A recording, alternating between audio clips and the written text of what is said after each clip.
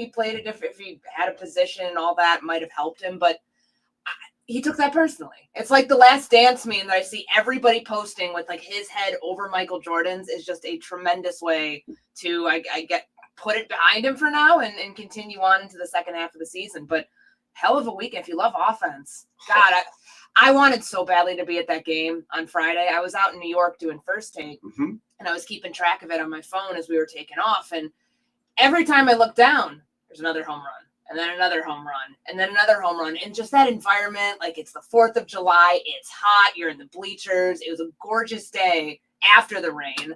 Like just an incredible weekend to be in Chicago, summertime, great baseball going on. And then, of course, the Cubs getting 3 into the All-Star game is no slouch either. And last night, they should have been going for a sweep, but your bullpen's going to have bad days. That happened on Saturday. Gave up 5 runs in the 8th to blow a 5-3 lead and lose 8-6. Yesterday, with Matthew Boyd on the mound, I said to my wife, I don't see them losing this game tonight. And we went to the Kygo concert at Ravinia, and I'm the goof that's sitting in the back of our little setup on the lawn with my phone going, watching the game.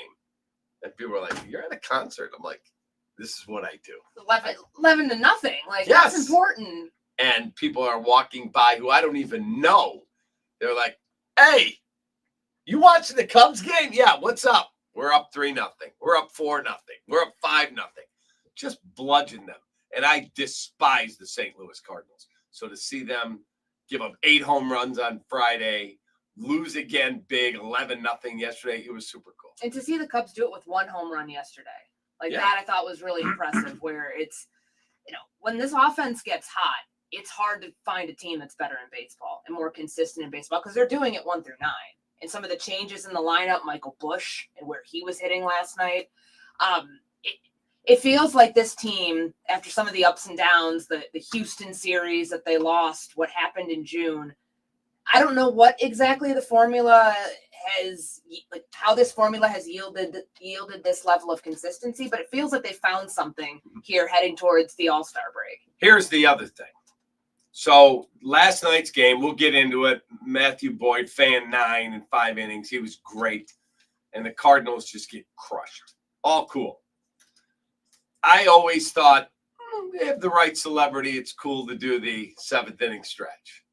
But I'd be cool if it was just Harry on the screen every night. Different versions of Harry, Ron Santo, maybe Cubs Hall of Famers that have done the 7th inning stretch. Rhino, Fergie, Ernie, whoever it was. They had some musician the other day, and I'm like, who? And I asked my kids who are totally into music, and my wife, they're like, never heard of him. Last night, it's Alex Cooper of the Call Her Daddy podcast. Correct. Don't have any idea why you'd put her on. But I used to think the first Mike Ditka was bad, but it was hilarious. Ozzy Osbourne, I thought that was the worst. Jeff Gordon, not good, called it Wrigley Stadium. Alex Cooper, last night of the Call Her Daddy podcast, is now, without a doubt, the single worst I've ever heard. So I was watching the national broadcast last night, as most people were, because they were on Sunday Night Baseball. And maybe I missed it because I had the game on. I was cooking. I was trying to get ready for the week.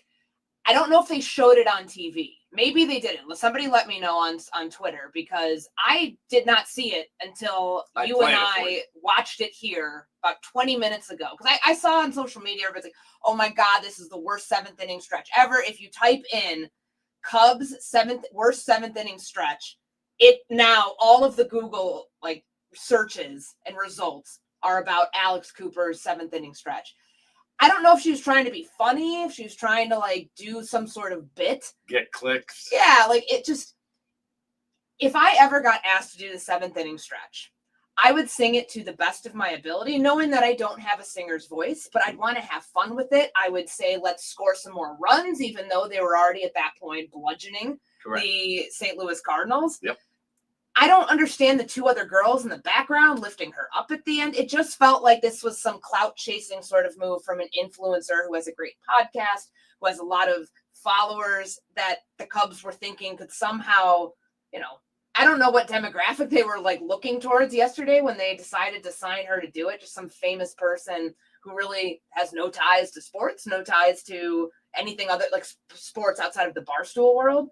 But it's bad. That was the only time that anybody booed yesterday. Exactly. Here it is.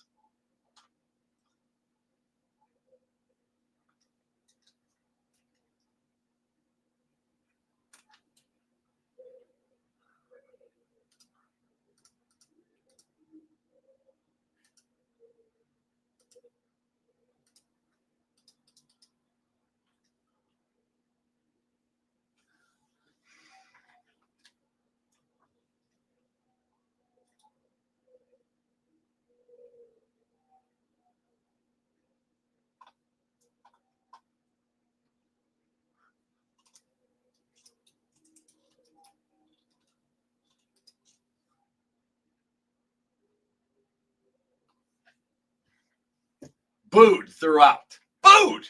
The Cubs are crushing the Cardinals at this point. 11-0. That was pathetic. It wasn't even entertaining. What was she trying to go for there? Like to lower her voice. And she sounds kind of like me in just the way that she was talking when she's like, let me hear you 1, 2, or 3. Like we have lower voices. Right. I don't know how I do the 7th inning stretch. I don't want to ever be put on that spot to like have to think in the moment, am I trying to go higher? Am I trying to go lower? It's just. I did it twice. How did you sing it? I mean, I'm not asking you to sing it here, but like, did you just try to sing song it? Were you trying to? We sang. It was. I think I did it with Todd Hollingsworth once. Did I do it with Tommy Waddle? I have to ask. I think I did it with Waddle. Okay. Half of the time, I just put the mic out with the crowd like Harry would do. Exactly. And then said, "Let's get some runs." That was it. And I took the hat off that they give you. Yeah. And I threw it to the crowd. So you placated to the audience, yes, more or less. That's what she should have done. She was facing the camera, and maybe I don't know, maybe it was something with the Sunday night broadcast that's different than when the games are on marquee, but it was, I don't know. I don't know how Cubs fans at the games yesterday would have been able to recover from something like that. Obviously, your team's doing great. You're scoring a ton of runs. It's fun, but to hear that, she's getting flamed today for it. I just Googled her. I just put her on a Twitter search. She's throwing out the first pitch at it's not like she's a Cubs fan. I don't think. Right. Because I'm seeing she threw out a first pitch at Fenway in June of 2024. She's been to other games. She's an influencer. I don't know. Teams, I guess, want to like placate to her celebrity. Play off of her celebrity. I didn't know. I know the name, obviously, but I did not know she was a real celebrity. I don't really know like what you're going for here. This one was terrible, but it was so terrible and so endearing that it lives on.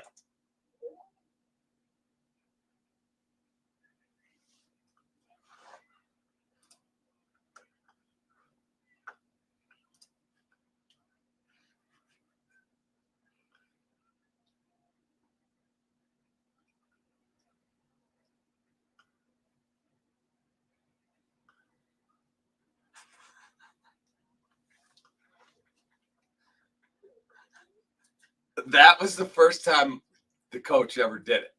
The true story is, because I talked to him about it, he was up at Bobolink playing golf. And he looked at his watch and he went, "Oh, blank." That's not close. No. He drives like a maniac down to Wrigley. He pulls up literally on the sidewalk right in front of this marquee.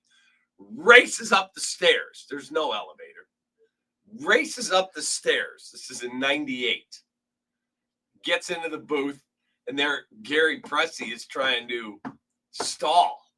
Coach is coming. They had, I think Sano was on like, "Ronnie, we might need you. Coach isn't here." And he came running in, and you could hear how out of breath he was. He was exhausted. Yeah, I mean, he was speeding up past the organist. Right. And but that one's iconic because it's him. He wasn't booed in that either. He was having fun with it, or at least attempting to. What did the second attempt sound like, though? I don't know if I've heard that one, because that's if you think about like the all-time moments of people in the booth doing it. That one always pops up. Of course, Mongo and his seventh inning stretch. And then, some speaks with that home plate umpire. And what he said to Angel Hernandez, that one always pops up. But, like, was the second one better? It was better because he took his time. He sounded like he wanted to get back to Bobolink and play more golf. He did. And then this is probably was the worst one. Jeff Gordon, we have, he called it Wrigley Stadium and got crushed. But this one.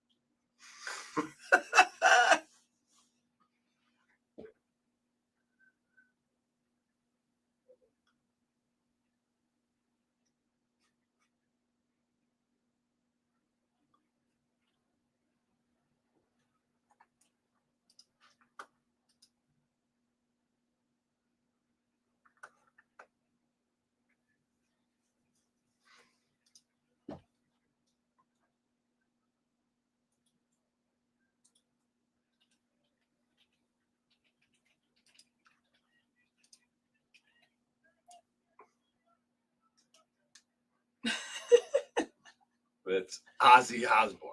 That was at the peak of that show. That was on MTV. That was 2003. Yep. And, I mean, he certainly sounded like he wasn't all there. Might have been on something. But that one's endearing to me because, A, he's British. Baseball's not his sport. He has no clue what the seventh inning stretch is. Then you hear Sharon Osbourne in the background trying to get him on track because I guess someone gave her maybe the lyrics. Someone gave you, if you needed a little card. How... You've done it like twice now? Twice. Is it really nerve-wracking in the moment? Is it possible to forget the lyrics? I guess you're nervous. There's no doubt. Especially if you've never done it before. Like, so it's funny this is all happening today because on First Take on Friday when I was hosting, they gave me an A-list, which is, the Stephen A-list, Stephen's A-list, and we decided to do it because it was 4th of July, play up the theme of the best U.S. sports traditions. And I put the 7th inning stretch in there specifically because of where I'm from and specifically because of how much of an honor it is to get asked to do it. And when you're doing it at a Cubs game versus, and I have not been to every Major League Baseball park, but I've been to others where most times it's pre-recorded and it's kind of lame. And it might be it might be a pre-recorded organist, it might be, live, whatever. It's so good here, though. So even when it's bad like that, there's something about it that's endearing. Now, Alex Cooper's was, I don't know what she was going for. It felt like she was trying to create some sort of buzz for herself. More than she just had like the two little backup girls with her. This feels like a podcast bit. It doesn't feel like anything playing to the Cubs game and what was going on yesterday. Like, if I was there, you have a couple beers, you have some fun, you're a Cubs fan, first and foremost. I feel like that should be a prerequisite. But I don't know, like, imagine imagine doing it if the team's losing. And that is fun if, like, you can tell there's, like, a rally coming and you yell, get some runs and all of that. But, like, the team's up, I believe it was, like, 8-0 at this point, 9-0 in the 7th inning. And that's the performance you go out there with? It was horrible. It was truly She's not going to ever live that down. I don't know. Like, the whole era of the social media influencer getting to do things like that simply because they're popular, I don't know why team. Yeah, I don't get it. That was bad. That was embarrassing. She should be embarrassed. Mocked. It was terrible. All right. We do need to talk about the Cubs weekend, and the trade deadline is coming quick. Here we are. It's the 7th. We got 23 days. And we're going to start to see some deals, I would think. A lot of conversations around the All-Star break because it's kind of a hard reset. So Sunday, the Cubs will finish in New York. They're in Minnesota, then at the Yankees, and then get a few days off. I made a lot of calls yesterday, and I'll tell you what I'm hearing. I would love to hear what you would do. Courtney covers everything. She's all over the place. We'll talk some football today as well because training camp is right around the corner. We'll be right back. It's Kap and J Hood, ESPN with us. Good morning, Kap and J Hood Morning Show on ESPN Chicago. Chicago White Sox baseball. Do you believe? Len Casper and Darren Jackson bring you the call of White Sox and Blue Jays. Live coverage begins tonight at 6 on ESPN Chicago, the home of the White Sox. Now backed by the power of the Pope. What we love about our ability to help patients at QC Kinetics is seeing their pure delight at finally being able to do the things they enjoy without pain. I had a patient start treatment with me. He wanted to be able to be active again and do some of his sports that he really enjoyed. Dr. Ashley Caravelli, Chicago's medical director for QC Kinetics, treats patients with chronic joint pain using their body's own biologics. The goal? Get them back to living their best lives without surgery or harmful drugs. He came back and he goes, what I wasn't expecting was the ability to play on the floor with my grandchildren. Even just saying it now, I have goosebumps because it's changing those small moments that you take for granted. Don't let joint pain rob you of those moments. See if you're a candidate for QC Kinetics regenerative treatments. It just warms my heart to be able to help people live the life they want to live and get those small moments back. Weekend appointments available. Call now. 312-809-5955. That's 312-809-5955. 312-809-5955. Are you confident your retirement game plan is as strong as steel? Hey, it's Jurko from Mitch Lyons Wealth. MitchLyonsWealth.com is full of tools for you to access at no cost to make sure you're positioned to win retirement. Go to MitchLyonsWealth.com today and get a free copy of Mitch's book or his retirement documentary. You can set a no-obligation 10-minute call with Mitch and his team to see if strategies they are utilizing might improve your retirement. That's MitchLyonsWealth.com, your best game plan to protect, grow, and win retirement. Illinois born, nation strong. That's Blue Cross and Blue Shield of Illinois, sharing the same communities with their members for nearly 90 years. And while they'll always be your one local and trusted healthcare partner, their national network of products and innovations continues to ensure access to the highest quality, affordable care. Because wherever your journey leads, Blue Cross will make sure you always feel right at home. Blue Cross and Blue Shield of Illinois. Through it all. Guests appearing live on ESPN Chicago. Call in on the Yuengling hotline. Yuengling is in Chicago. After 196 years, you can now enjoy Yuengling Traditional Lager, Light Lager, Golden Pilsner, Black and Tan, and Flight. Guys, it's Silvy for Window Nation. Now you can get 50% off all window styles, plus no interest until 2030. Stop procrastinating on upgrading your home. Call 866-90NATION or visit windownation.com to take advantage of Window Nation's best deal of the year. Prescriptions require an online consultation with a healthcare provider who will determine if appropriate. Restrictions apply. See website for details and important safety information. Price varies based on product and subscription plan. Hey guys, let's talk ED because millions of men experience it, but not everyone can access or afford treatments like Viagra. Well, Hims can help. Through Hims.com, you can get a full range of treatment options for ED, including daily or as-needed meds through a 100% online process. It all starts with an online intake form. Get started at hims.com/joy, and from there, a medical provider licensed in your state will determine if ED treatment is right for you. If prescribed, your medication is shipped to you for free.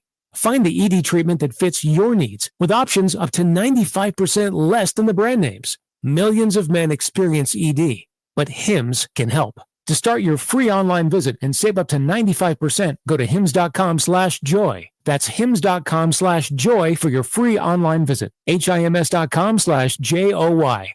The Nissan No-Hitter is back on the White Sox Radio Network. Head to NissanNoHitter.com to enter, and if the Sox throw a no-hitter this season, you could drive away in a brand new 2025 Nissan Rogue. Presented by your Chicagoland and Northwest Indiana Nissan dealers.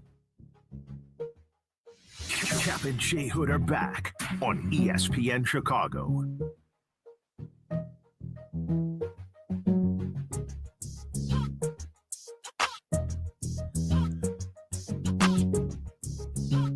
Courtney's in for Hoodie. I'm Kap. Jay Moore's at the controls. Jay Moore's the executive producer today. Doing 3 jobs in one. Better get a raise, Jay Moore. Shay has the day off. Damn. So they've got Jay Moore doing everything. Jay Moore, you're going to lose like 80 pounds by the end of the show as much as you're running. then I'll do it all the time. Jay Moore's in the studio back there. Yeah. He's a 5-tool player. He's our 5-tool player. Yes, you are. He is our 5-tool player. Again, that's Courtney. I'm Cap, 312-332-3776. So I made a bunch of calls around the league, and what I'm hearing is, like, the story that really isn't being told. Everyone's kind of expecting some number one starter is going to fall out of the sky and end up on the Cubs rotation. And we all would love that. But what I'm being told, I talked to a former GM yesterday, and he said, dude, I want you to go back and I want you to pull up the wild card standings when you do your show tomorrow. I said, okay. Courtney and I'll go through this. He said, you tell me, if you look at the wild card standings, what teams are really, truly today willing to sell? 23 days from now, some team loses 9 of 10. The Guardians have lost, 9 in a row? They just had a 9-game losing streak. I think they've lost 10 straight now, 10 in a row. And they made some changes in their front office. They did. Coaching staff. So they could start to sell. They're 7 back in the wild card, lost 10 in a row. They're 40-48. He said, I want you to look through the wild card standings. Everyone goes, well, can you get Aroldis Chapman from Boston? They're 2.5 back of the wild card. Why are they selling at this point? The Rangers, they're 4 back in the wild card. The Angels, 4.5 back. Like, they're in it. Beyond that, the Twins at 5. Kansas City, 5.5. Cleveland, 7.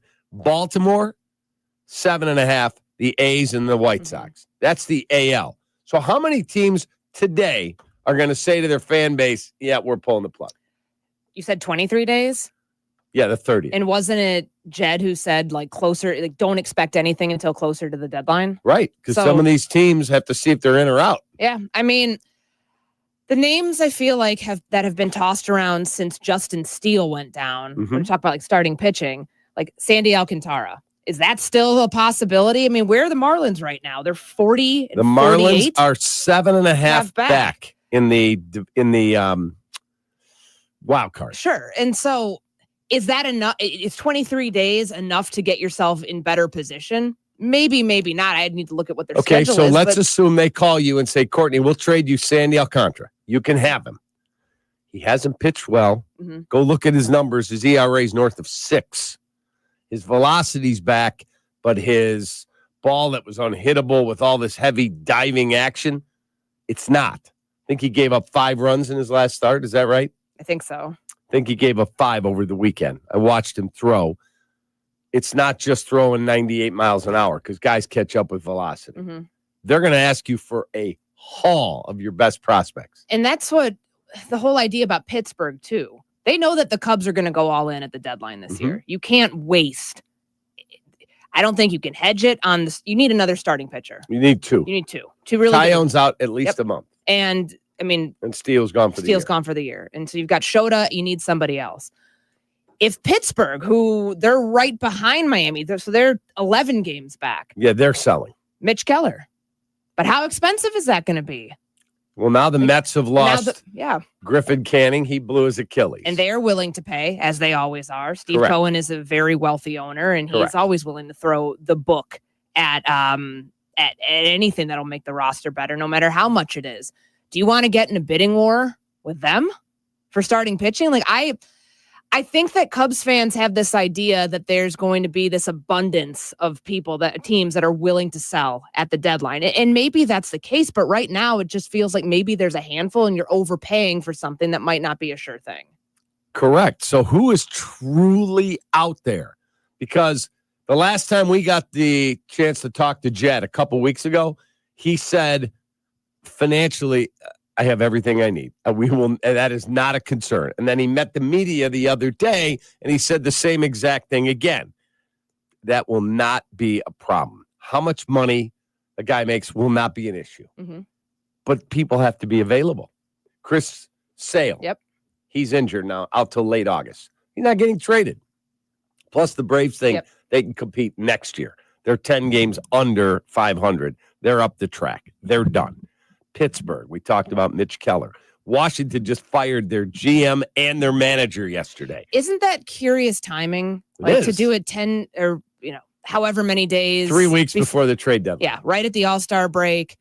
What's the play there? Because they're in a rebuild. They're in a rebuild. And now you just pulled the plug from the direction of this rebuild. And you're using an interim GM who you probably won't allow to do much. Yeah, like they're going to have to stand pat. You would imagine ownership's going to say, we're just going to try to get through the season and get to next year. Is there anyone the Cubs would want in Washington? Mackenzie Gore, but they would never trade him. He's their best pitcher. Yeah, you're building. That's your guy you build the future around. Correct. It just doesn't feel like there's a lot of options out there. And maybe I'm reading it wrong because there are needs. And obviously, you brought up Saturday and what happened, was it 8th inning? 8th inning. 5 Brad runs? Keller hadn't given up a home run all season. He's had a great year. He gave up 2 home runs and 5 runs. If I could tell you could only have one, what would it be? You want a second starting pitcher, a second ace, or do you want more relievers? Do you want a little bit more I need depth in another the bullpen? starter, especially with Tyone going down. I agree with that because he's out, 6 weeks or is it 5? He said they got good news on his MRI. It's a moderate strain of his calf. Craig Counsell said it will be more than a month. Okay. So 6 weeks, we could probably pencil that in. So that's middle of August by the time he's back. You want a starting pitcher because you don't want to, you're out ahead right now. You're first place team. You need another pitcher out opposite Shota. But you do. I feel like we're all wary of this bullpen. And we've been wary of this bullpen. And Palencia's since April 14th, up and down all the time. Like, I worry about that with a closer. Since April 14th, they have the best ERA of any bullpen in baseball. Since April 14th. Then why are we freaking out about it? Because it just feels so inconsistent. You give me that stat, yet the results don't seem to line up with it. As of late, they've been really good other than Saturday. Palencia has, I think, settled into that role. I do believe they need a veteran closer setup guy. Aroldis Chapman would be perfect. Boston's 2.5 back. So root for them to lose. The team that I have my eye on are the Arizona Diamondbacks. They have 2 starting pitchers, Zach Gallen, who was not great last time I watched him against the White Sox, and Merrill Kelly, who I'd love to have. And I'd love to have their third baseman, Eugenio Suarez. Both guys are in walk years, so that it's not a huge financial commitment. You would have to give up significant assets out of your system. Arizona is 4.5 games back in the wild card. At some point, if they don't get that closer, they're going to have to sell. They don't have deep-pocketed owners. They're going to lose these guys for nothing. They're going to have to sell. That's the team. For me, Kansas City's the other one. Seth Lugo. You could get a bullpen arm from them if you wanted. But certainly Seth Lugo, who was second in the Cy Young a year ago. 100%. Those are the guys. There is no, oh my God, Jacob deGrom's coming here. Why is Texas selling? I'd love to have Jacob deGrom. Why would the Rangers, who are 4 back today, pull the plug? And he has a full no trade clause. Yeah. Oh, and by the way, he's owed $95 million on his contract. He's expensive and he's often injured. Like that's, I think, He's another going to the concern. All-Star game. I know. He's a but really good pitcher. He is. But I mean, the concern there would be that to me seems cost prohibitive. At $95 million? Yeah. For potentially, what kind of deal are you trying to carry with him after you trade for him? If that's the case. He's yours for the rest of that contract. How many years does he have left? He has the rest of this and 2 more at, I want to say, hold on, I'll pull his contract up. He has a full no trade. He has said that's where he wants to retire. Now, would he turn down a chance to come here and potentially win a World Series and be the top of the rotation guy? I don't think he would, but I don't know him. I've never asked him. He signed a 5-year, $185 contract, all guaranteed. He has a 6th-year option in 2028 for his salary, I believe, is $40 million. $40 million per year. Mm-hmm. His salary's coming up. He's got the rest of this year. It's $40 million, so let's call it half of it, $20. $38 million guaranteed next year, $37 million the year after, and an option at $20 million the year after that. So let's assume that's a club option. You don't pick that up. You still owe him 38 and 37 is 75, and half of this year is 95. And what have we been talking about all season long? About paying PCA, about paying Kyle Tucker. I mean, that's something you factor in here too, because that's not a short-term rental. No. And then you factor in there's a work stoppage probably coming. So I think a lot of teams, that's the other thing on Kyle Tucker. I talked to a guy who's a former GM who he said, boy, I keep hearing Kyle Tucker's going to get a contract that starts with a 6. He said, from who? He does not believe that. You still think it's in the 5s? He believes it could be in the 4s. Oh. He said, could it get the 5? Maybe. It only takes 1. But he said, the Mets, he said the Juan Soto thing was an aberration because they wanted a shot at the Yankees. Sure. He said, they're taking on another one for $60 million a year. He doesn't believe it. He said, the Dodgers, yeah, they have a lot of money, but he said they got so much money tied up. Yeah. You're telling me they're going to $60 million another one? He doesn't believe it. He said Boston doesn't pay players like that. Everyone they've had, Mookie Betts, Rafael get out. They get rid of the big salaries. So what? Who's paying them? The Cubs? Yeah, that's music to every Cubs Maybe fan's Texas? ears. Yeah. The Rangers throw money around. Tampa, he's from. They're not paying him. So I'm wondering if there is a $600 million bidder out there. Like, would you do a deal right now, 10 years, $50 million a year? I would. Yeah.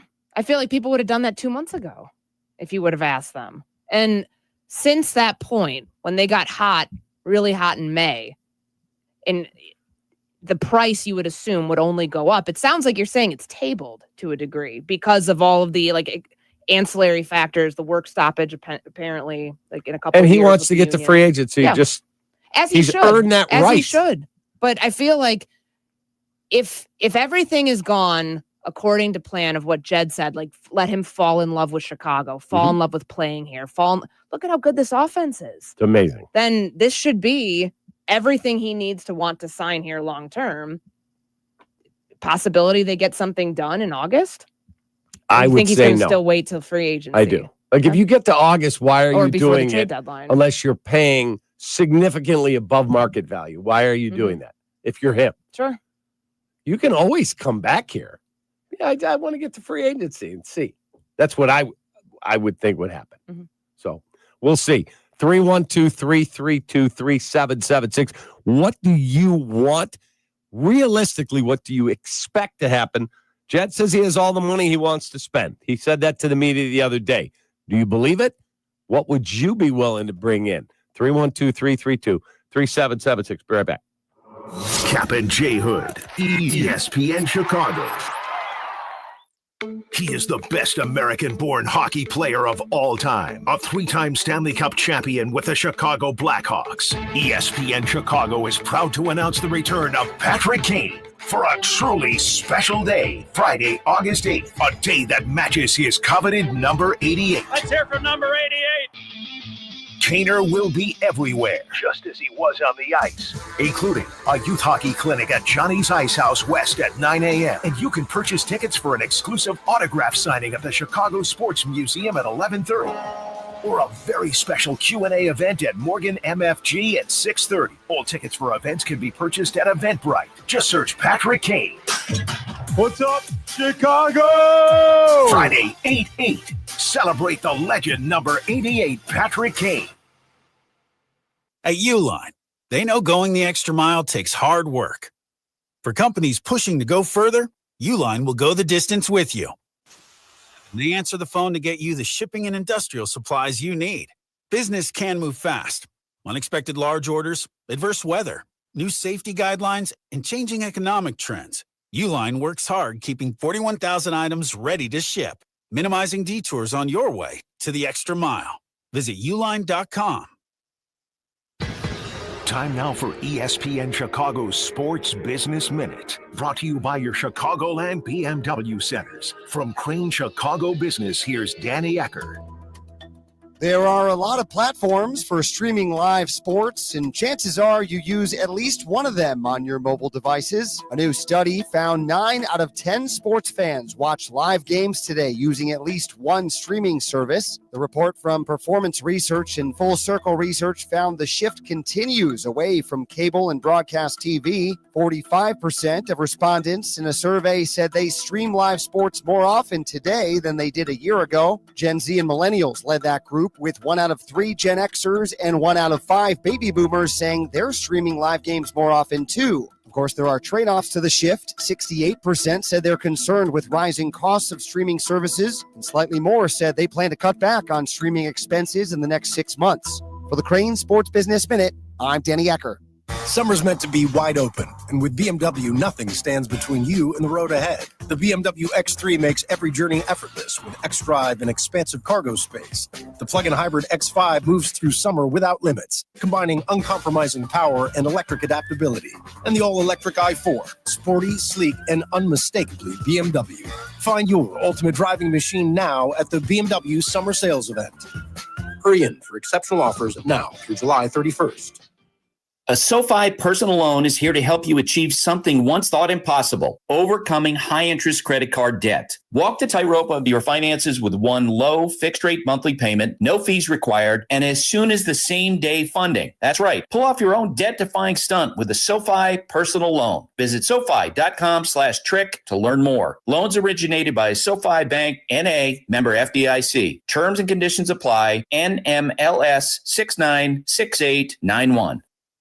Life insurance. Why are you putting it off? Can't afford it? Too much hassle? Think you don't need it? There's lots of excuses for putting off life insurance. But if you weren't there, who would pay the mortgage and other bills? With Ethos, you could be covered in 10 minutes and boom, family protected. Ethos, fast and easy online term life insurance. Up to $2 million in coverage with no medical exam. Some policies as low as $1 a day. Answer a few health questions and get your free quote at ethos.com/game. That's ethos.com/game. $9 million the Veroliak Law Group wins again for their clients. That's right. The Veroliak Law Group recovered $9 million for a client who was injured in a truck accident. If you're injured, make sure to call the Veroliak Law Group. You're listening to Kap and Jay Hood. Follow the show on Instagram at The Catman and at IGJ Hood. This is ESPN Chicago, Chicago's home for sports.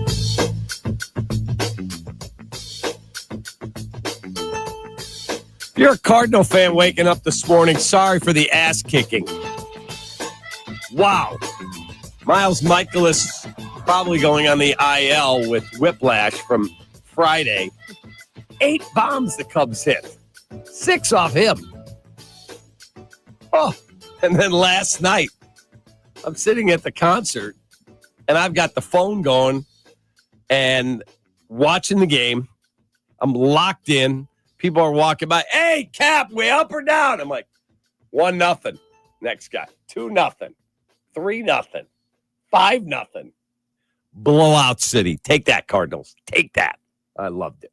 Loved it. And Matthew Boyd, I mean, to get named to the All-Star game and then have an outing like that, got to be feeling pretty good going into the week. Super cool. Mm-hmm. Super cool. And I remember when the Cubs signed him, there were all these people on social. Oh, Matt Boyd. $29 million for Matthew Boyd.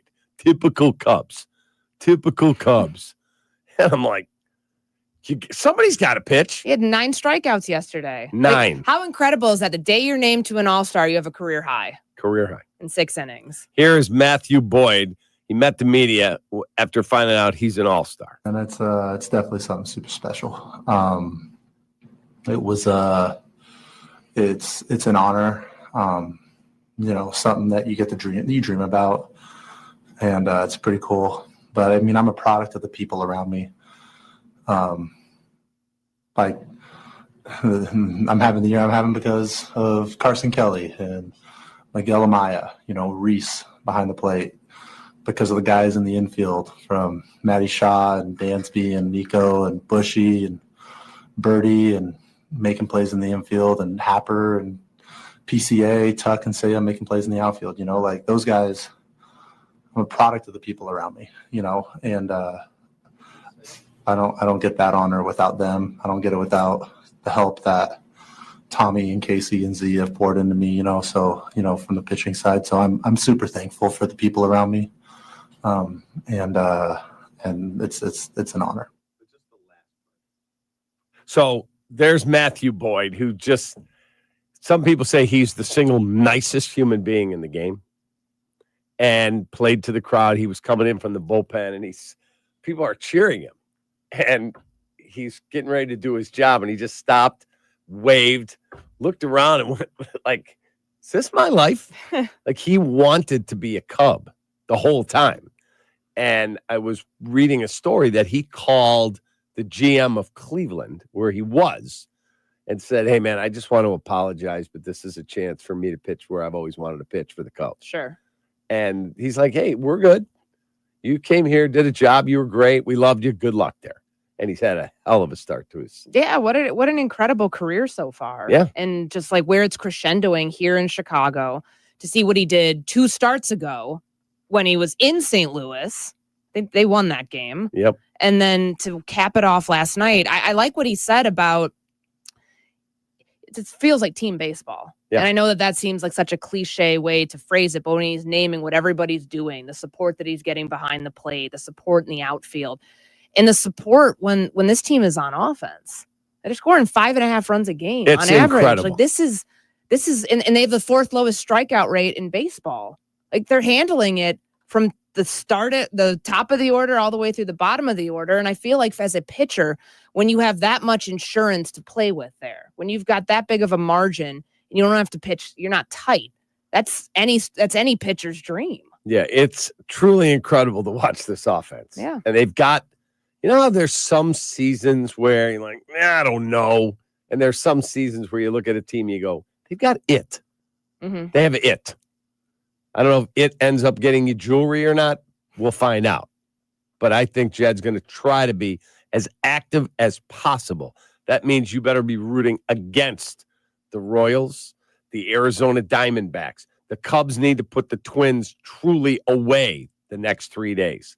Just one at a time and see if the Twins want to sell. They've got some pitching. Yeah. So that's where you have to go. But for me, I got to get at least one starter at the top end and then a filler type guy. Like I'd call the White Sox for Adrian Hauser. They'll sell. Yes. I would absolutely try and trade for him. He's been really good. He's Adrian Hauser. He's not going to bring you back a huge haul, but he will bring you back something. So I would try and trade for him. And then I would go out and try and add at least one bullpen arm. So over, under in terms of trades, it would be 2 starters, a bullpen guy, and a bench. I'll say they add 4 new players. Like if I was John Birdie, if I was Vidal Brujan, I wouldn't be buying. I'd be renting. And they can afford it. I mean, you and I were going through some of the names of the starting pitchers that could be available. And obviously Pittsburgh's got several of them. But I think that name that kept popping up when you were talking about Seth Lugo and how short-term rental, if it's 7.5, because he's got the $15 million player option in 2026. Which he probably declines and goes to free agency. He was runner-up last year as a Cy Young candidate. Yep.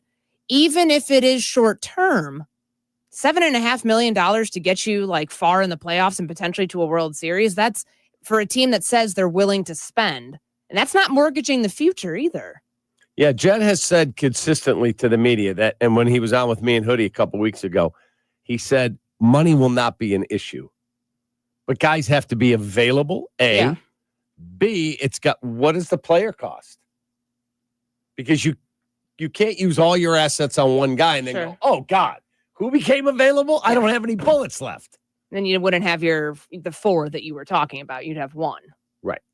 So he's got to be careful how he does this, but I truly believe he's going to be super aggressive to the best of his ability. Takes 2 to tango. Yeah. Absolutely. Tim in Arlington Heights. Hey, Tim, what's up, Sparky? Not much. How you doing, Cap? Hey, what about Peralta of the Brewers? Why would the Brewers trade Peralta to the Cubs? He is at the end of his deal. They're in Woodruff the playoffs if the season ended today. They're not trading him. Woodruff just came back.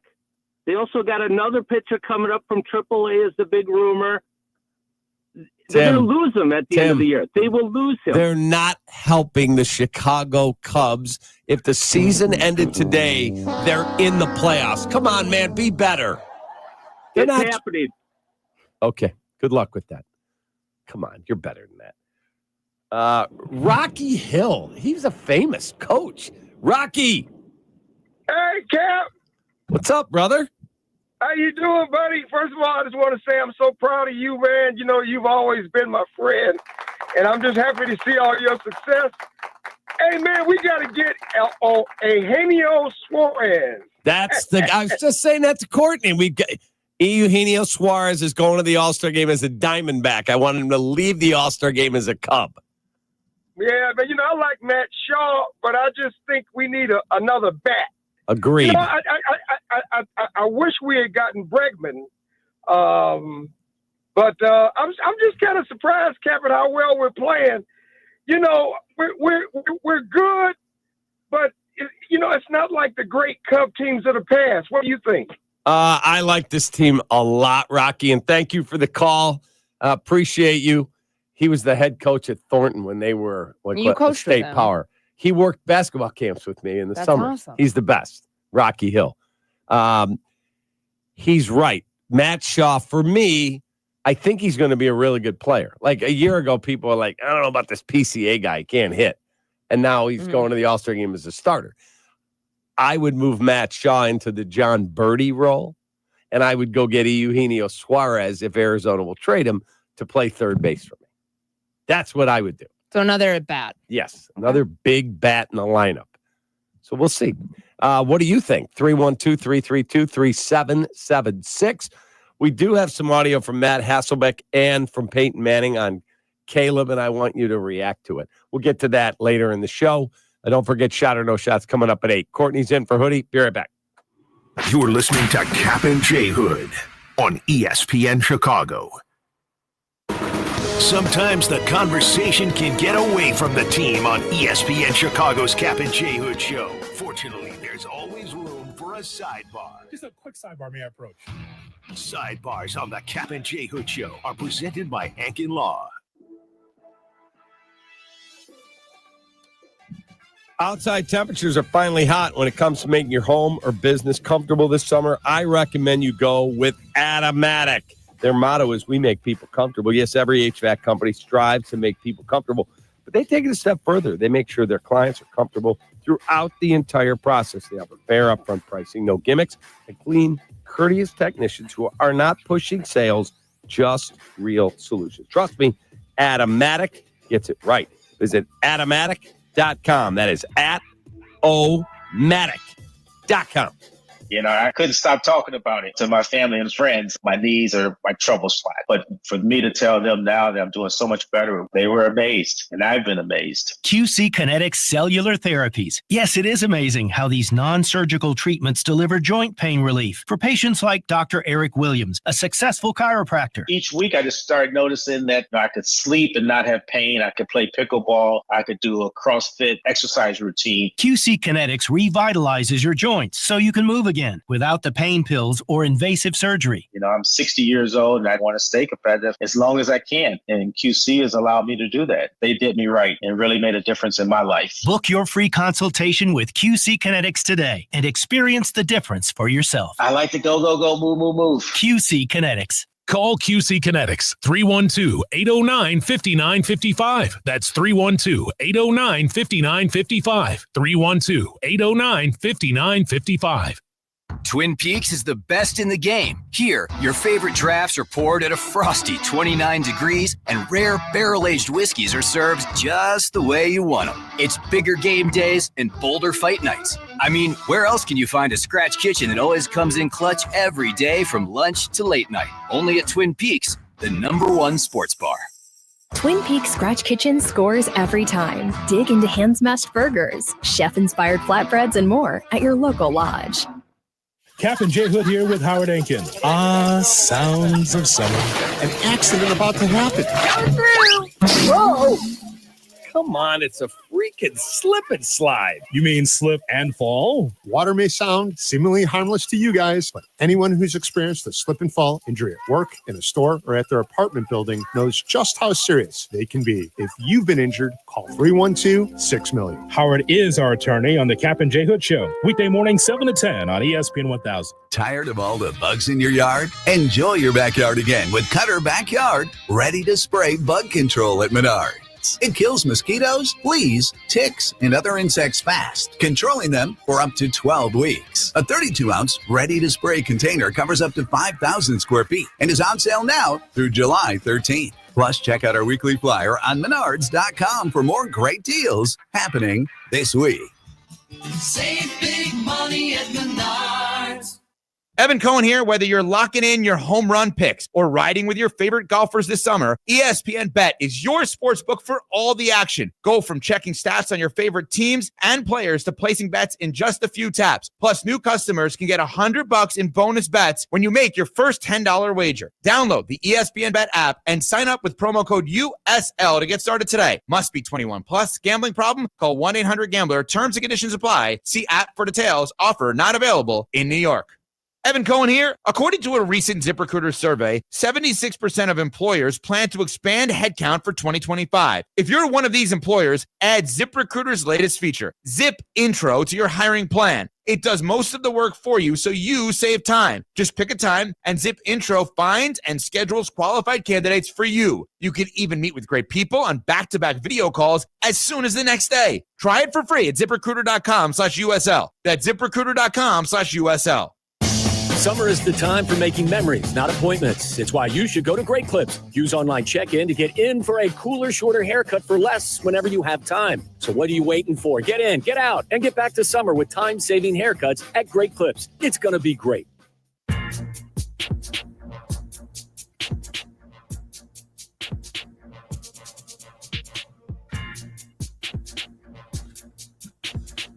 Folks, as you know, managing maintenance, repair, and operations is never easy. But for the ones who always rise to the challenge, Grainger has your back. For professional-grade products you can count on, a fast, dependable delivery, they're there to help you keep things running smoothly. Plus, their technical product specialists are here to help answer your toughest questions. And because Grainger knows safety is always a priority, they're committed to being your partner in protecting both your people and your facilities. Call 1-800-GRAINGER, click Grainger.com, or just stop by. Jay Moore. Follow Chicago's Home for Sports on Twitch at ESPN 1000 Chicago. Kap and J Hood are back on Chicago's Home for Sports. ESPN Chicago.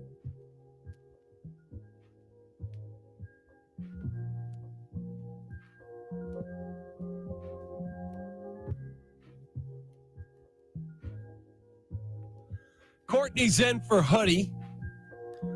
Jay Moore has been promoted to executive producer / VP of audio. I gave you a big promotion, Jay Moore. Where's the bread? Work when we'll talk about Hoodie's that. going to pay that. Danny's not. You didn't hear? No, Hoodie ain't. No. Danny's not here, so we'll just go into his office, get in the computer, we'll set things right. Right, but there's a blank check actually on his desk. I'll forge his signature and You're don't good. tell anybody. You're good. You're good. Thank you, guys. You're the best. Anyway, we will get into some fresh audio about Caleb Williams, too, because Courtney's all over this, and I want to get your opinion on it. 312-332-3776. Jesse's with us at 8:35 as well. He's got a new article out, MLB Trade Deadline 2025. GMs tell their best trade stories. And then there's some intel on Eugenio Suarez being moved by the Diamondbacks. Please let him be the Cubs' third baseman. Like, that guy has a big bat. And He's an all-star. rank them really quick for me in the order of importance. Starter. Top-end starter. Top-end starter to be opposite Seiya for the next couple months until Tyone gets You back. mean Shota. Shota. Yep. And then closer. Or like you want bullpen depth. I want a high leverage reliever who can close. You're happy with Palencia. I love Palencia. You want some depth. But I would love to have like a Aroldis Chapman from Coming Boston. If Boston, they're 2.5 back. If Boston says, all right, we're 5 back now. We'll sell them. And then you want a third baseman. You want another bat. I would like 2 in this order. Top end starter, the best I can get, like Seth Lugo. Top end back of the pen reliever is 2. High end, like number 4 starter, like a good number 4 type starter who can eat innings. Mitch Keller, somebody like that. and then a third baseman. That's my wish. How much are you shelling out for all of that? Because you said the Jed came on with you and Hoodie. He said he's gonna money's not an issue. He said the resources are there, and he said that to the media again the other day. Can they pull all of that off at the deadline? Because those moves, you make 4 of those. You have to win a World Series. Okay, so wait. What if I told you that you could go out and trade with the White Sox? Jed and Chris Getz live near each other. They have a great relationship. Okay, I'll give you this out of our system. I want Adrian Hauser and Mike Tauchman. You're not getting high-end guys, but Mike Tauchman gives you – who's the Cubs' fourth outfielder? Yeah. Okay, they start Happ, Pete Crow-Armstrong, Kyle Tucker. Their fourth guy is their DH, Seiya. Who else is an outfielder on that team? No one. I need another outfielder. Okay. Who could play any of the 3 spots. Mike Tauchman would be perfect. So if I have Mike Tauchman on my bench, bye-bye Vidal Brujan. Sorry. He's fast. He doesn't do much else. Decent defender. So if I get Matt Shaw into that role for him or John Birdie, I get Eugenio Suarez over at third. I add a back-of-the-pen type arm, David Bednar from the Pirates. Might be more attainable. I'd prefer a lefty, but I'll take the righty. And then get me a starter like Mitch Keller. Get me a Seth Lugo. And now I'm good. Let's go. Let's take a shot. Trying to think. The last trade deadline, they would have pulled off that many moves where it would check literally every single box that they have, not leaving any outliers, would have been when? I'd have to go back and look what they did 15? What did they do in 16? They got Chapman. Did they add I'm trying to think what else they added. I do remember in 2003, they went out and got Kenny Lofton because Patterson blew his ACL on 4th of July. They got Aramis Ramirez. They added Randall Simon, who turned out to be a key, extra bat for that team that got to Game 7 of the NLCS before it collapsed. They added some pitching too. 03 might have been the last time that they went, oh man, we got a chance all to do in this. at the deadline. Right. Okay. So we'll see. They were all in when they got Chapman because they gave up their top prospect in Gleyber Torres and more. So we'll see. We'll talk to Jesse. They got Joe Smith, Mike Montgomery, Jordan Priest from Seattle, and Chapman. They only got all arms in 2016. Good morning. Good morning. Good to see you. Thanks for getting here. Nice to meet you. Appreciate you. All right, we've got the top of the hour shot, no shot. Then we've got Jesse at 8:35, and we've got to get into some football because we've got Courtney here. We've got to tap into her knowledge. We'll be right back. Kap and J Hood, ESPN Chicago. Only at True North stores. New True Rewards members stack your savings at the pump. Sign up and earn 15 cents a gallon on your first fill-up. Second fill, get 30 cents off a gallon. Then earn a massive 40 cents off a gallon on your third fill-up. Join now. This offer won't last. Find the True Rewards app in your favorite app store. Download and click the star to sign up. Must be a new member of both True Rewards and Shell Fuel Rewards to qualify. Limit 20 gallons per fill. Additional terms apply. Offer ends August 3rd. True North Convenience Stores. Fast, friendly, clean. Looking for a smarter way to grow your savings? Wintrust Community Banks has you covered with 4.20% annual percentage yield on our 7-month CD special. This limited time offer won't last forever. Stop by your local Wintrust Community Bank or visit wintrust.com/radio25. APY assumes funds remain on deposit until maturity. Minimum daily balance of 1 cent required to obtain APY. Offer subject to change at any time and without notice. Additional terms and conditions apply. Details at wintrust.com/radiocd. Member FDIC.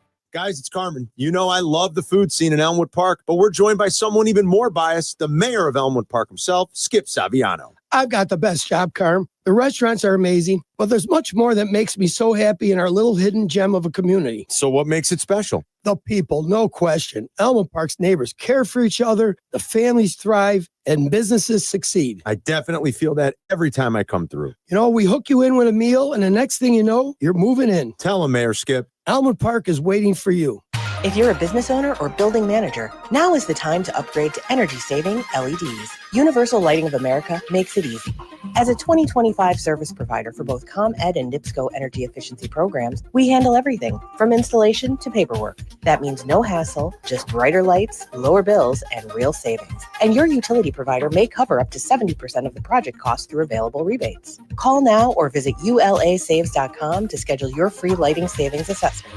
That's ulasaves.com.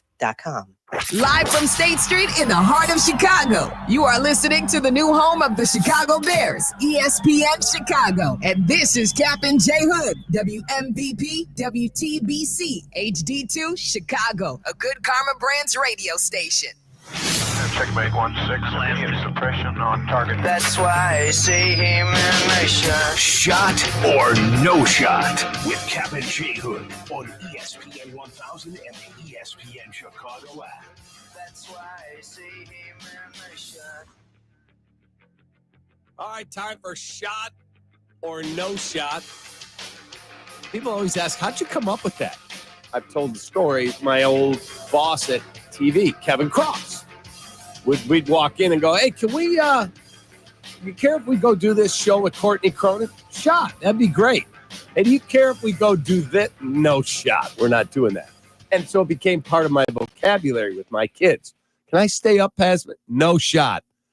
And one day I said it, and Danny Zetterman, who's now the grand poobah of all content, said, well, you say this all the time. Why don't we just play a game at 8 o'clock every day? Shot or no shot. And that's how it was born. I use it it's part of my vernacular now because of you. I hope you know like how I love it. I hope that makes you proud because like I'll say something or somebody will ask me something I'm like, no shot.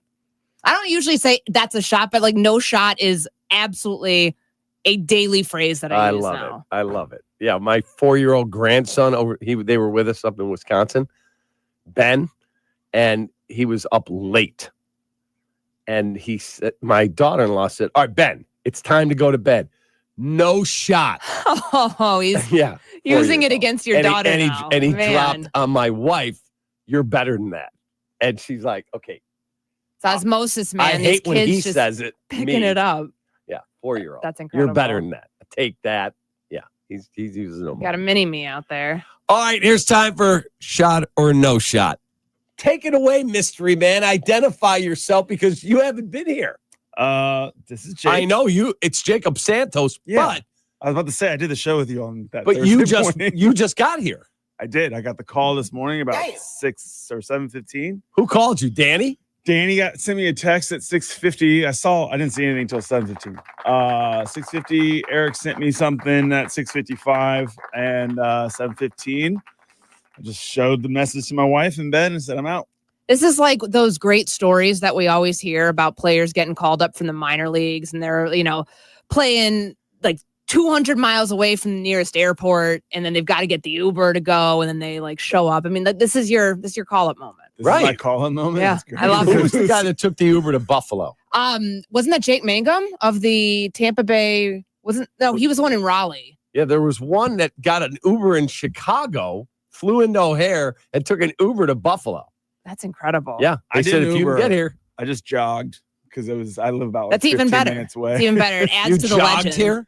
Yeah, I mean, I have a backpack, so I can't like sprint here. But I mean, I texted, Jay Moore that I'll be there and as soon as I can. Dude, impressive. Dependability, reliability. It's your best availability. Make Your sure best that ability is your Zetterman availability. pays you a full day's pay. I'm back here at 4:30, so I got the White Sox tonight. Wow, Starting Do it. early, ending late.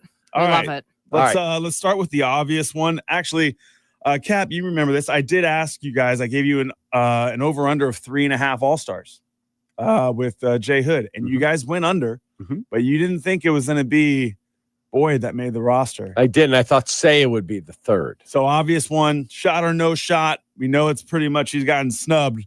But also I want to ask who you think took his spot in the outfield. Oh, it's Kyle Schwarber for sure. Because Ohtani was the leading vote getter, so he was getting the start at DH. What about Stowers in Miami? That's this stupid rule that every team has to have a representative. Hate like that. I'm happy for Shane Smith of the White Sox. He's as much an all-star as I am. Yeah. No. Go back and look at his game log. He's been horrible as of late. He has. I watched all 3 of his last starts. Horrible. They've not been impressive. No, he does not belong on the All-Star. Like, if you have to take a white tie, I would have taken Adrian Hauser. He's been really good. Mm-hmm. But this rule that Brendan Donovan has to be on and his numbers are not as good as Nico Horner's, guess what? Then the Cardinals don't get a representative. It's a dumb rule. Yeah, I mean, should the Rockies really have anybody? They shouldn't have anybody. That's Who frustrating. do they get in? Hunter Goodman? I think so. Yeah, and he's having a okay year, but they're horrible. But then Carson Kelly gets, I mean, I know he's kind of fallen off, right? He's still been solid. Okay. He was second in the voting behind Will Smith to be a starter, and then he didn't even make it. Correct. He was in the final vote, and he doesn't. How do you think even that get feels yesterday? Right. That's my point. Like, how many years did we watch the Chicago Bears have 0 Pro Bowlers? What was it? The one year that they had Jalen Johnson as their only one? Was that 2 years ago? Right. But a few years Yeah. ago, before Jalen Johnson got here, that was a Ryan Pace pick, Jalen Johnson. Yes, correct. Before that, they went multiple years with 0 Pro Bowlers. I mean, that was like the Jacksonville trend for a long time. I know this wasn't what you asked, but I think that if I could say no shot all the way to the end of the earth on every team having to be represented in any All-Star game across sports, I would say yes. Correct. Like, it's not a participation trophy. It's the All-Star game. It should be the best of the best from the best teams, the teams that are producing the most. And I mean, 3 starters in the All-Star game or 3 to the All-Star game, I guess that's probably where we thought it would be. I think Michael Buschgott was probably just as big of a sub as Seiya. I mean, you have the RBI leader in baseball right now. Seiya. And as good as Michael Busch has been playing in first base and the National League's loaded, I get that. But that one feels like an oversight. That was one that they missed. Nico Horner. Mm-hmm. You've got multiple relievers with sub-1 ERAs. Man, I get it. The last time the Cubs had 5 or more All-Stars was 2016. Yeah, they had 7. They had 7 in that whole entire infield. Was named. Correct. And do they have any? Is anybody doing the home run derby?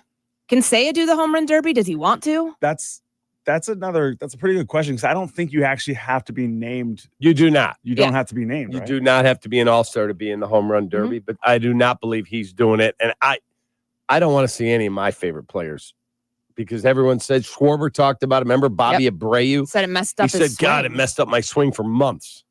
Yeah. Okay. I'll pass. Well, you guys will pass. I'm going to move on to the NFL here.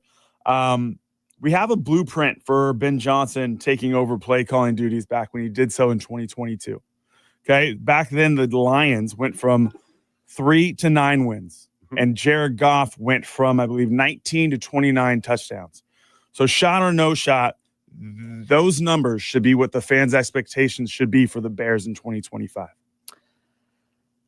I'd say it's a shot if you're following the true blueprint, because what they had in Detroit back then, because the 2022 season, they started out, was it 1-6?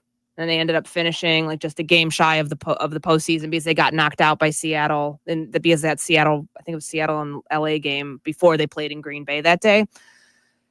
Caleb getting to 29 touchdowns this year, like, would, in theory, you'd think, okay, first 4,000-yard passer in Chicago. If you have those sorts of numbers, let's say like 29 and 11, because his touchdown interception ratio last year was pretty good. Can they follow that blueprint? Absolutely. They've got 2 star receivers. They don't have the same backfield. They've got an above average backfield. They've got a better offensive line. All of that should allow Ben Johnson to tap into the type of play calling he wants to utilize within this offense. But to me, 4,000 yards, 29 touchdowns, all of that for Caleb is gravy if the team's winning games. I don't think he has to hit those marks for this team to be successful, though. Yeah, I would say it's a shot. I have high expectations from Caleb Williams. I do. The reason is Ben Johnson had his pick of anywhere. Like, if he had said through his agent, he's open to anybody, there would have been teams that would have fired their coach if they thought they could get him. He picked this team. He said, I want to be in Chicago. I want to coach that kid. That tells me he believes that kid could be a superstar. Yeah, and I mean, he has all the tools to get there. I don't doubt for a second that that's the Jared Goff jump that he could make this year would be possible. But, that's also assuming that some of the flaws in Caleb's game can be coached out from now until week 1 against Minnesota. And it might take a little bit for him to be able to show that he can be that guy. They're lucky. I think the more I think about it, the fact that the bye is week 5 is a perfect time. You have a 4-game sample size. You have a month to figure out, is it working? Is it not? And if it's not, then you can adjust that on the fly to still keep the prospect of him hitting those numbers alive in 2025. Sounds good. I'm going to get the next one to Jay Moore. The bromance between Caleb Williams and Ben Johnson will start this season, of course. And the word is pressure. Now, we know that Caleb Williams has been in the media for not having a spectacular season last season. And we know that this has been Johnson's first time as head coach of an NFL team. Shot or no shot, is Caleb Williams under more pressure than Ben Johnson to have a successful season? So there's more pressure, you're saying, on Caleb or Ben? Either one. Who has the most pressure? Oh, Caleb. Ben Johnson's on year 1 of a $65 million deal.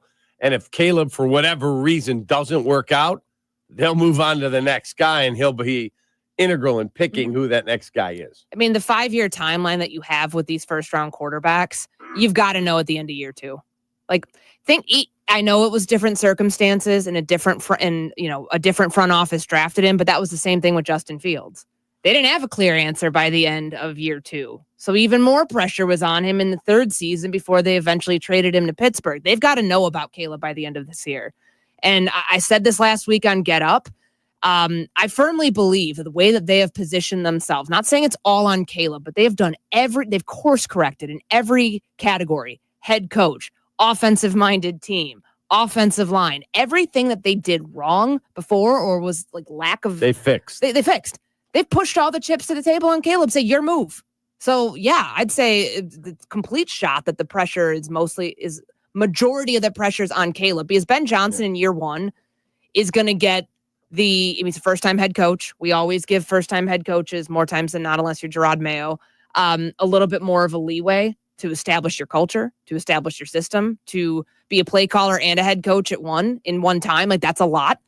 The quarterback's been here a year. He got credence and excuses made for him, right or wrong, for everything that went wrong last year. That goes away in year 2, because they've said, hey, we fixed everything. Now it's on you to show that the fixes are the right ones and that you are the quarterback that deserves to be the franchise guy here, that can be the franchise guy here. So it's no do-over. Okay, we made a mistake. We fixed all the stuff. Let's start again. It's none of that, right? We do this with Trevor Lawrence every year. We give him a new rookie season. Right. I don't know if Caleb gets the same thing. I feel like you get one of those. Like, truly, he's not going to get another one. He is not without blame for what went on last year. Now, he was put in a bad situation. Like a year ago, we're going, he may be walking into the best situation of any rookie quarterback. What a joke. We had a train wreck of a head coach, a train wreck of a support system. But guess what? He also held on to the ball too long. He also checked out late in the season and was not doing his business the way he needed to. Yeah, and because he was shell-shocked. And I think there is something to be said, too, about how, he doesn't have the same excuse anymore. Call a timeout. Not just, I don't know if I can do that. The head coach does it when, he called a timeout earlier that same drive. The same things that were issues last year cannot be issues for him this year. That's why I would say the more the pressure's on him. All right, we got one more or no? We're good? All right, around the NFL. That's right in Courtney's wheelhouse. It's next. This is your morning routine. Yeah. Kap and J Hood. Good morning. Morning. Good morning. Oh, and in case I don't see you, good afternoon, good evening, and good night. On ESPN Chicago. Chicago White Sox baseball. Do you believe? Len Casper and Darren Jackson bring you the call of White Sox and Blue Jays. Live coverage begins tonight at 6 on ESPN Chicago, the home of the White Sox. Now backed by the power of the Pope. When you're on the mound, it's all about commanding the zone and bringing the heat. Now, when it's your turn to perform off the field, are you throwing fire or are you just throwing the soft stuff? That's where Blue Chew comes in. It's a performance enhancement for the bedroom that helps you bring extra confidence when it matters most. Blue Chew delivers the same active ingredients as Viagra and Cialis, but in a chewable tablet, so no swallowing pills. And it's all done online. No awkward doctor visits, no pharmacy lines. Blue Chew ships discreetly right to your door. Licensed medical providers work with you to find the right ingredient and strength for your prescription. Made in the U.S. of A. and shipped direct, so it's cheaper than the pharmacy. Whether you're a North Sider, South Sider, or just trying to be a fan favorite in the bedroom, confidence matters. Blue Chew helps you show up ready every single time. Get your first month free at BlueChew.com with promo code ESPN. Just pay $5 for shipping. Chew it and do it. Blue Chew, your playbook for better performance. Hey, it's Brandon, Mr. Finance, the Millionaire Maker. Let's talk stocks, bonds, real estate, securities, IRAs, mutual funds. There are so many options when it comes to investing. So many ways to diversify and so many ways to lose big, right? Trying to navigate the options and make the best decisions for yourself, you cannot go at this alone. Hey, I am Brandon, Mr. Finance, the Millionaire Maker. I have been working in finance and helping people across Chicagoland to build wealth in any and every market situation. Are you ready? Go to BrandonMrFinance.com and book an appointment today. BrandonMrFinance.com. Let's go. Save big on auto accessories at Menards. We have what you need to keep your vehicle looking like new. Give your car the care it needs with Spray Wax from Turtle Wax. Just wash your car, rinse, spray on Turtle Wax, and dry for the quickest way to a high gloss shine. Save big on all Turtle Wax products. Plus, check out our weekly flyer on Menards.com for more great deals happening this week. Save big money at Menards. $9 million the Veroliak Law Group wins again for their clients. That's right. The Veroliak Law Group recovered $9 million for a client who was injured in a truck accident. If you're injured, make sure to call the Veroliak Law Group. Want to buy a vehicle in 60 minutes or less? Purchase your next vehicle in 60 minutes or less at Advantage Chevrolet Bridgeview, or your first car payment is on them. And every new Chevy comes with the Advantage Plus program. Together, let's drive. Restrictions apply. See dealer for details. Prescriptions require an online consultation with a healthcare provider who will determine if appropriate. Restrictions apply. See website for details and important safety information. Price varies based on product and subscription plan. Hey guys, let's talk ED, because millions of men experience it, but not everyone can access or afford treatments like Viagra.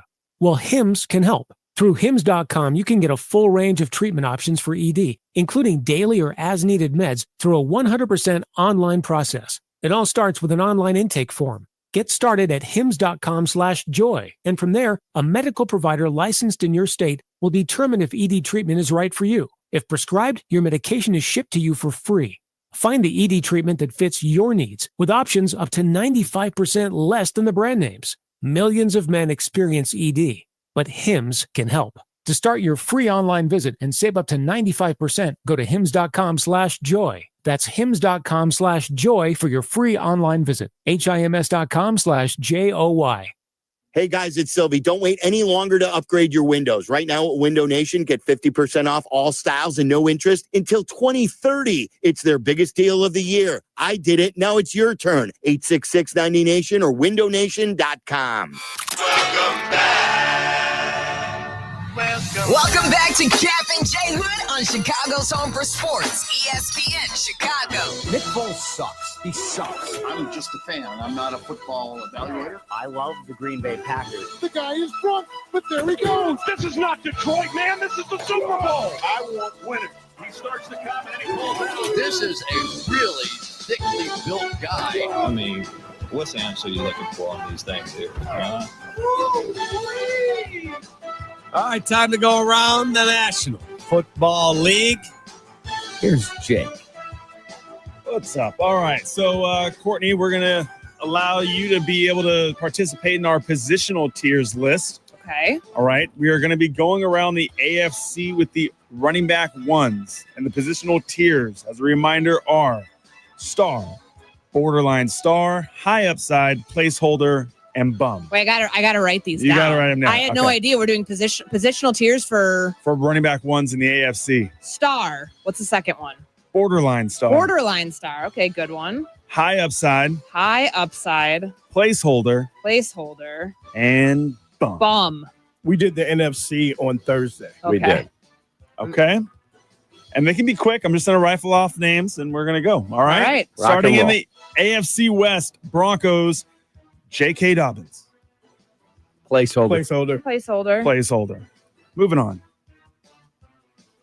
Chiefs, Isaiah Pacheco.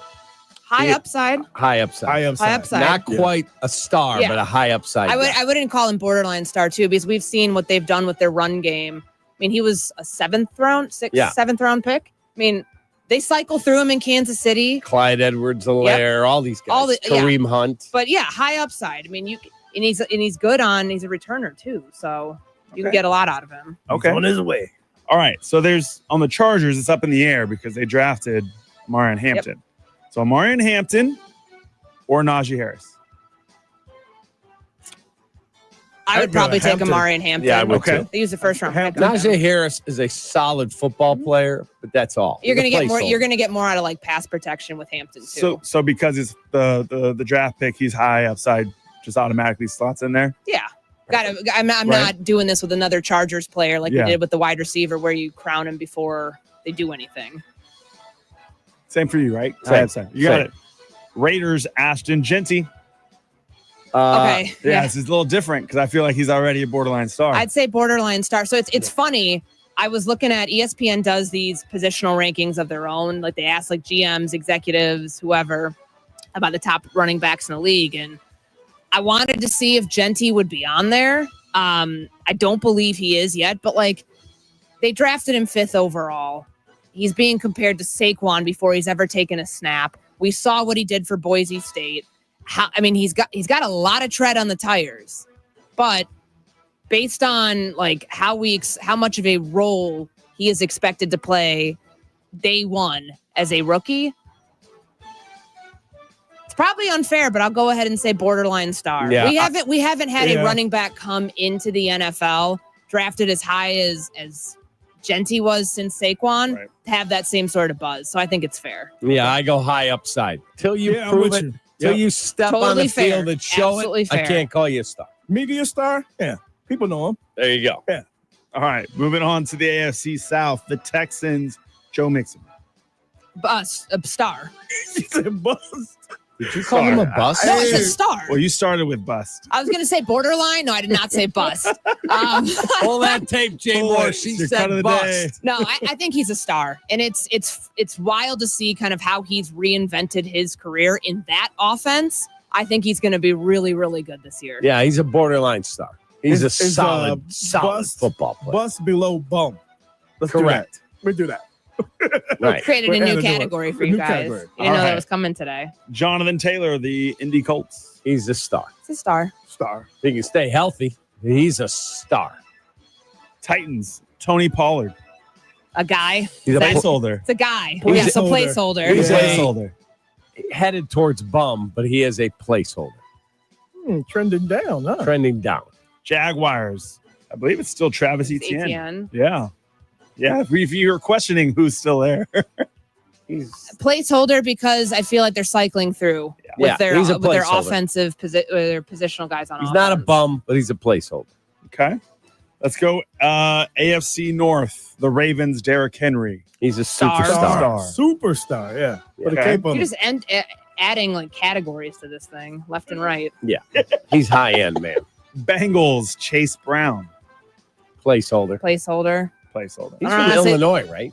I don't know. I honestly don't know if I know much about him because they didn't run the ball that well last year. Illinois got a chance to have a really good team this year, by the way. Yeah. Yeah. They could be the fraudulent Big Ten team this year that gets in the playoff. Excuse me, are you trying to take a shot at Indiana? Did It's I a little say early, Indiana? but I know where you're going with that. Like, see, he's not talking about any other Big Ten team. He's only talking about mine. They did not belong. Anyway. All I right. don't know. I was talking to Kirk Herbstreit this morning. You're here so early. That's good. Thanks, All right. L. Let's go with the Steelers, Jalen Warren. High upside. I mean, they chose him over Najee Harris. He replaced Najee Harris last year effectively. So He yeah, did. I'd say high upside. I'll give him high upside, trending toward placeholder. We'll see. Got it. As long as I got my guy AR there, baby. Let's go, Pittsburgh. The Browns. So they drafted Quinshon Judkins, but they have Jerome Ford listed in the number 1 in the depth chart. He's a guy. Placeholder. Placeholder. He's going to get replaced by He might be the a 2 bum. guys that they drafted. He might be a bum. I think he's a bum. Yeah. That's why they drafted another running back. Correct. Okay. All right, let's go AFC East, the last division here. Buffalo, James Cook. Star. Top 10 running back. Yes. Yards after contact. Like all of it. So he's in the same tier as Henry and he's Saquon. He's a borderline star for me. I have borderline. I think he's a star. Okay. I'll go borderline. Okay. Patriots, Ramondre Stevenson. If he's or gonna Trevion Henderson. Yeah. I would say placeholder. I mean, he can't fumble the way that he did last year. Placeholder because of who they drafted. Yeah. 100% placeholder. Guy that the Bears wanted. All right. Should have traded up. They tried. The Dolphins, Devin is it Akane, right? A-Chan. Yeah. A guy. So I guess, Placeholder? a guy He's a is placeholder. the placeholder. All right. And finally, the Jets, Breece Hall. He's a borderline star. Borderline star as well. He's a good football player. Really good. How about my Steelers? They're my AFC team. That's your AFC team? Yeah, the Bears are going to always be number Sure. 1.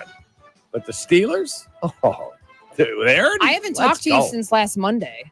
Like when the Ramsey trade happened and all of that. And Jonnu Smith. Just the most un-Steelers like offseason. They're pushing all their chips in. Let's go. So here's my theory on this, and I think people think I'm crazy for saying this.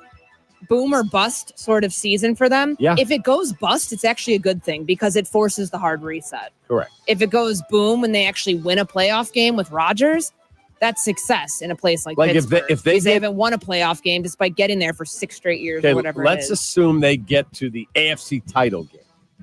Then I think Aaron goes, all right, I'll give you one more year. Yeah. Playing to 42. Yeah. Yeah. Let's go. But I think honestly, if it goes belly up, that's the best thing that can happen for them. Omar Khan just got the 3-year extension. Correct. So he'll shepherd the rebuild. And Mike Tomlin and the Steelers can finally part ways because they've never wanted to. They've always been, we're just good enough. Like, we're always relevant. The guy's never had a losing season or a record below 500. I think this would force real change. He would get a new start somewhere. Yep. Tomlin. Absolutely. And he's a great coach. Yeah. But the message might be getting lost in Pittsburgh right now. So I think either way, they're playing with house money there because of the strategy they took this offseason. There you go. Courtney, do you have any information on Trey Henderson and his deal? Did he get anything going with? This has been the weirdest offseason for guys who are like not happy with their contracts and no movement at this point. I know it's July 7th, but usually there's something. But there's something brewing. So he hasn't signed yet? No. And and we obviously know with TJ Watt, not happy with his current deal, didn't show up for their offseason stuff. Oh, you know Trey Hendricks. There's both. But there's some rookies that had, like the Bengals. Oh, you're talking about Shamar Stewart. Yeah. No, he has Holding not out signed too. yet. That's a weird one. That's so weird.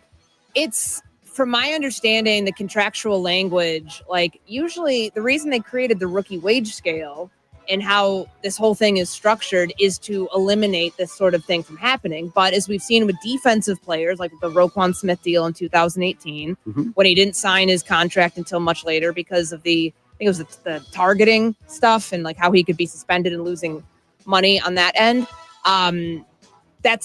It's not a complete apples to apples scenario, but it is similar in terms of there's language that could affect his earnings, which is wild. But your first round, to his credit, he's been there. He's wanted to play. His agents just told him to sit out, or he's wanted to practice. And Trevion Henderson still hasn't signed. I do not know that one. Did he? Says as of early July, still has not signed his rookie deal due to negotiations surrounding the guarantee of his 4th-year salary.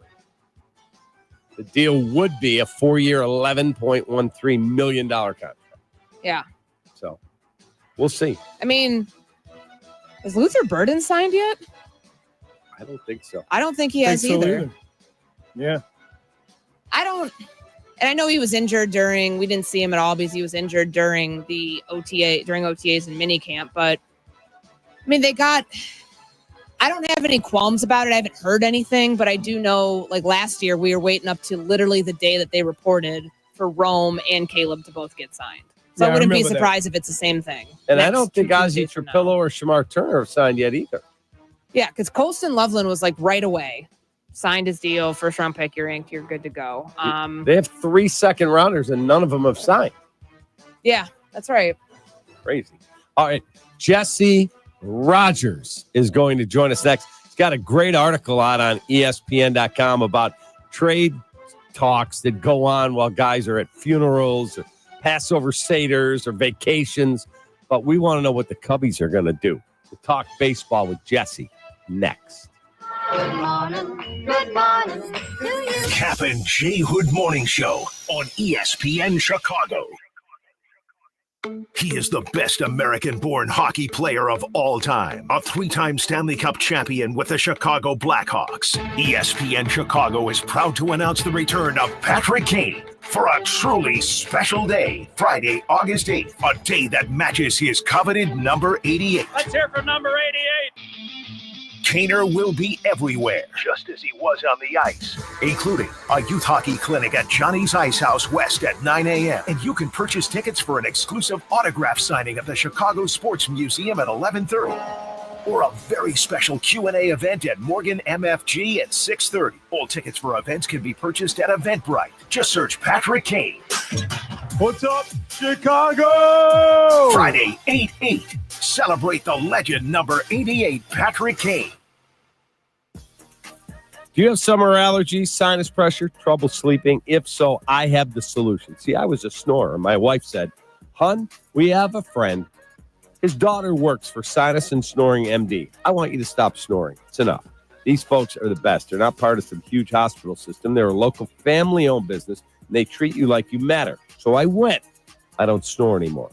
All procedures done in office. No hospital referral is needed. So call 847-545-0147 or visit sinusandsnoringmd.com today. That's 847-545-0147 or visit sinusandsnoringmd.com. This is your White Sox Minute. I'm Len Casper. The Sox finished up an NL Western swing with a 6-4 loss at Colorado on Sunday. However, they did take 2 of 3 in the series.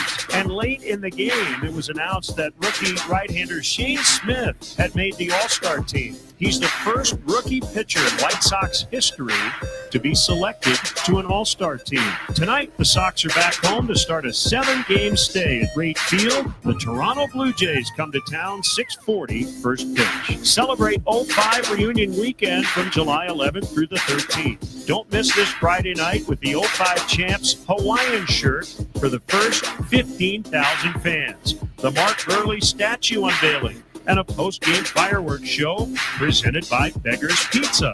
You won't want to miss it. To purchase tickets, visit whitesox.com/2005. This has been your White Sox Minute. Guys, it's Carmen. You know I love the food scene in Elmwood Park, but we're joined by someone even more biased, the mayor of Elmwood Park himself, Skip Saviano. I've got the best job, Carm. The restaurants are amazing, but there's much more that makes me so happy in our little hidden gem of a community. So what makes it special? The people, no question. Elmwood Park's neighbors care for each other, the families thrive, and businesses succeed. I definitely feel that every time I come through. You know, we hook you in with a meal, and the next thing you know, you're moving in. Tell them, Mayor Skip. Elmwood Park is waiting for you. A SoFi personal loan is here to help you achieve something once thought impossible, overcoming high-interest credit card debt. Walk the tightrope of your finances with one low, fixed-rate monthly payment, no fees required, and as soon as the same-day funding. That's right. Pull off your own debt-defying stunt with a SoFi personal loan. Visit SoFi.com/trick to learn more. Loans originated by SoFi Bank, N.A., member FDIC. Terms and conditions apply. NMLS 696891. It's time for the pro to get everything for the entire job, all from one partner. To get access to over 3 million products, including many products you won't find in our stores. It's time to get delivery on your schedule or next day on over 50,000 products. And time to get dedicated support on the job site or in our stores. From ordering to planning, we've got you. One partner, any job, all in. Ask about all we can now do at the Pro Desk. The Home Depot Pro, it's about time. Want to buy a vehicle in 60 minutes or less? Purchase your next vehicle in 60 minutes or less at Advantage Chevrolet Hodgkins, or your first car payment is on them. And every new Chevy comes with the Advantage Plus program. Together, let's drive. Restrictions apply. See dealer for details. Hey, this is David Kaplan. I love the heat. Give me 90 degrees and a chance to be outdoors, and I'm a happy guy. But when you step out of the heat and into your home or business, I totally appreciate being able to control the temperature to make everybody comfortable. My friends at Automatic keep your AC system running its best no matter what Mother Nature throws at us. And if something were to break down, Automatic can help find the best system for your space and have it back to the perfect temperature in no time. Go to Automatic.com. That's Automatic.com.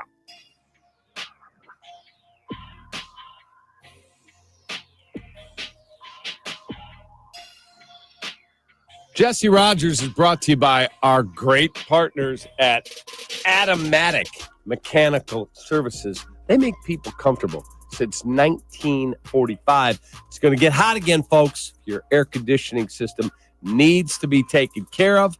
Automatic has got you covered. They are my guys. They offer fair upfront pricing, no gimmicks, clean, courteous technicians who don't push sales, just real solutions. Trust me, Automatic gets it right. Visit Automatic.com. That is Automatic.com. Jimmy. If you missed something, get the podcast on the ESPN Chicago app. Kap and Jay Hood are back on Chicago's home for sports, ESPN Chicago. Jesse Rogers is brought to you, as I said, by our great partners at Automatic Mechanical Services, a trusted name in HVAC for your home and business, making people comfortable since 1945. Jesse joins us on the Yuengling Hotline. Yuengling, the oldest brewery in America.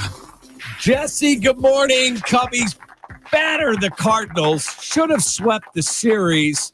Nothing makes me happier than to see the St. Louis Cardinals slink out of town with their head down, pounded. So my question to you is, are the Cubs truly this good offensively? I think they are. And you're exactly right. It looked like a AAA team versus a major league team all weekend. Granted, they lost the Saturday game because one pitcher, Brad Keller, just had a bad day. But Eric Fetty had no chance yesterday. I mean, he's been struggling anyway. And it's like the Cubs saw blood in the water and just went after him. Their approach yesterday from start to finish at the plate was top notch. They made him come into the zone and eventually couldn't find the zone, and they knocked him out early. I mean, it was excruciating watching him pitch, especially if you're a Cardinals fan. But if you're a Cubs fan, you loved it. And that approach was top notch. I'm telling you right now, what they're doing in those hitters meetings is coming through big time between 7 and 10 every night, or 1:20 during the day. It's been really a pleasure to watch. One of the best offenses that we've ever seen, to be honest, because, you add the DH, you get recently in the NL. It's as good as it gets. And I don't see it slowing down, not the combination of power and speed that they can bring to the table, no matter the weather and almost no matter the opposing pitcher. Now, a little different when there's a Scooble or Zach Wheeler on the mound. We'll get to them in the playoffs. Was it just the All-Star announcement, the bump that Matthew Boyd got from that, or what did you see in his start last night? Was that the best you've seen from him this season? Yeah, I think so, because of the 9 strikeouts. He's not really known as that kind of a guy. That was a season high for him. He had 13 earlier in his career, but he's 34 years old. He's not a strikeout guy, so maybe it was the All-Star bump. I'm not exactly sure. His fastball is fine. He just uses it to keep guys honest, but it's his off-speed stuff that's just great. The changeup to lefties, to righties, the slider to lefties, the combination of all his pitches. He's peak version of Matthew Boyd. He really is. I mentioned that to Council pregame, 8 regular season starts, the playoffs last year. Well, that just kind of got his feet wet. And now he's kind of the best version of himself using that runway from last year, Courtney. What a pleasure to watch. So cool. First All-Star bid at 34 years old. If you had asked me that in January, I would have taken money on what pitcher would be at the All-Star game for the Cubs. I would have bet Shota. I would not have bet Matthew Boyd. Little exasperation. When we play, we have fun at Craig Council's expense, Hoodie and I, every day with the heavy breathing and the clearing his throat and the whole deal. And it's like, Craig, you just won the World Series in a sweep. How you feeling? Well, I mean, it's like, show a little fire. But yesterday, Bruce asked him about, well, you guys are struggling, against above 500 teams. Was that some focus? We're just trying to win games, Bruce. Like, you could tell he was not happy with the question. Yeah, because managers and people in uniform don't really care about all that stuff. What's plus 500, minus 500. If there was a number that really stood out, we're 2-30 when we face a left-hander. Okay, we got to dive into that. We haven't won a series against any good team for 6 months. Yeah, if it's extreme, they'll dive into it. For the most part, they don't care about any of that stuff. Just try to win that day's game. That's your big thing. Get up, have a cup of coffee, whatever crap you say every day, Cap. And that's it. That's it. When you're good, you can especially focus on the minutia. This is something I mentioned a couple weeks ago. When you're struggling, when you're like 500-ish, bubble team, you're chasing wins a lot. You're trying to figure out, well, if we win this series against the Rockies, we can do this. I heard this from other teams, other managers, other executives of bubble teams in the last few weeks. When you're good like the Cubs, just focus on the day-to-day. Don't worry about the opponent. It doesn't matter. We're just going to keep checking days and wins off the calendar. So a lot of offensive fireworks just all the way around in theme with the weekend.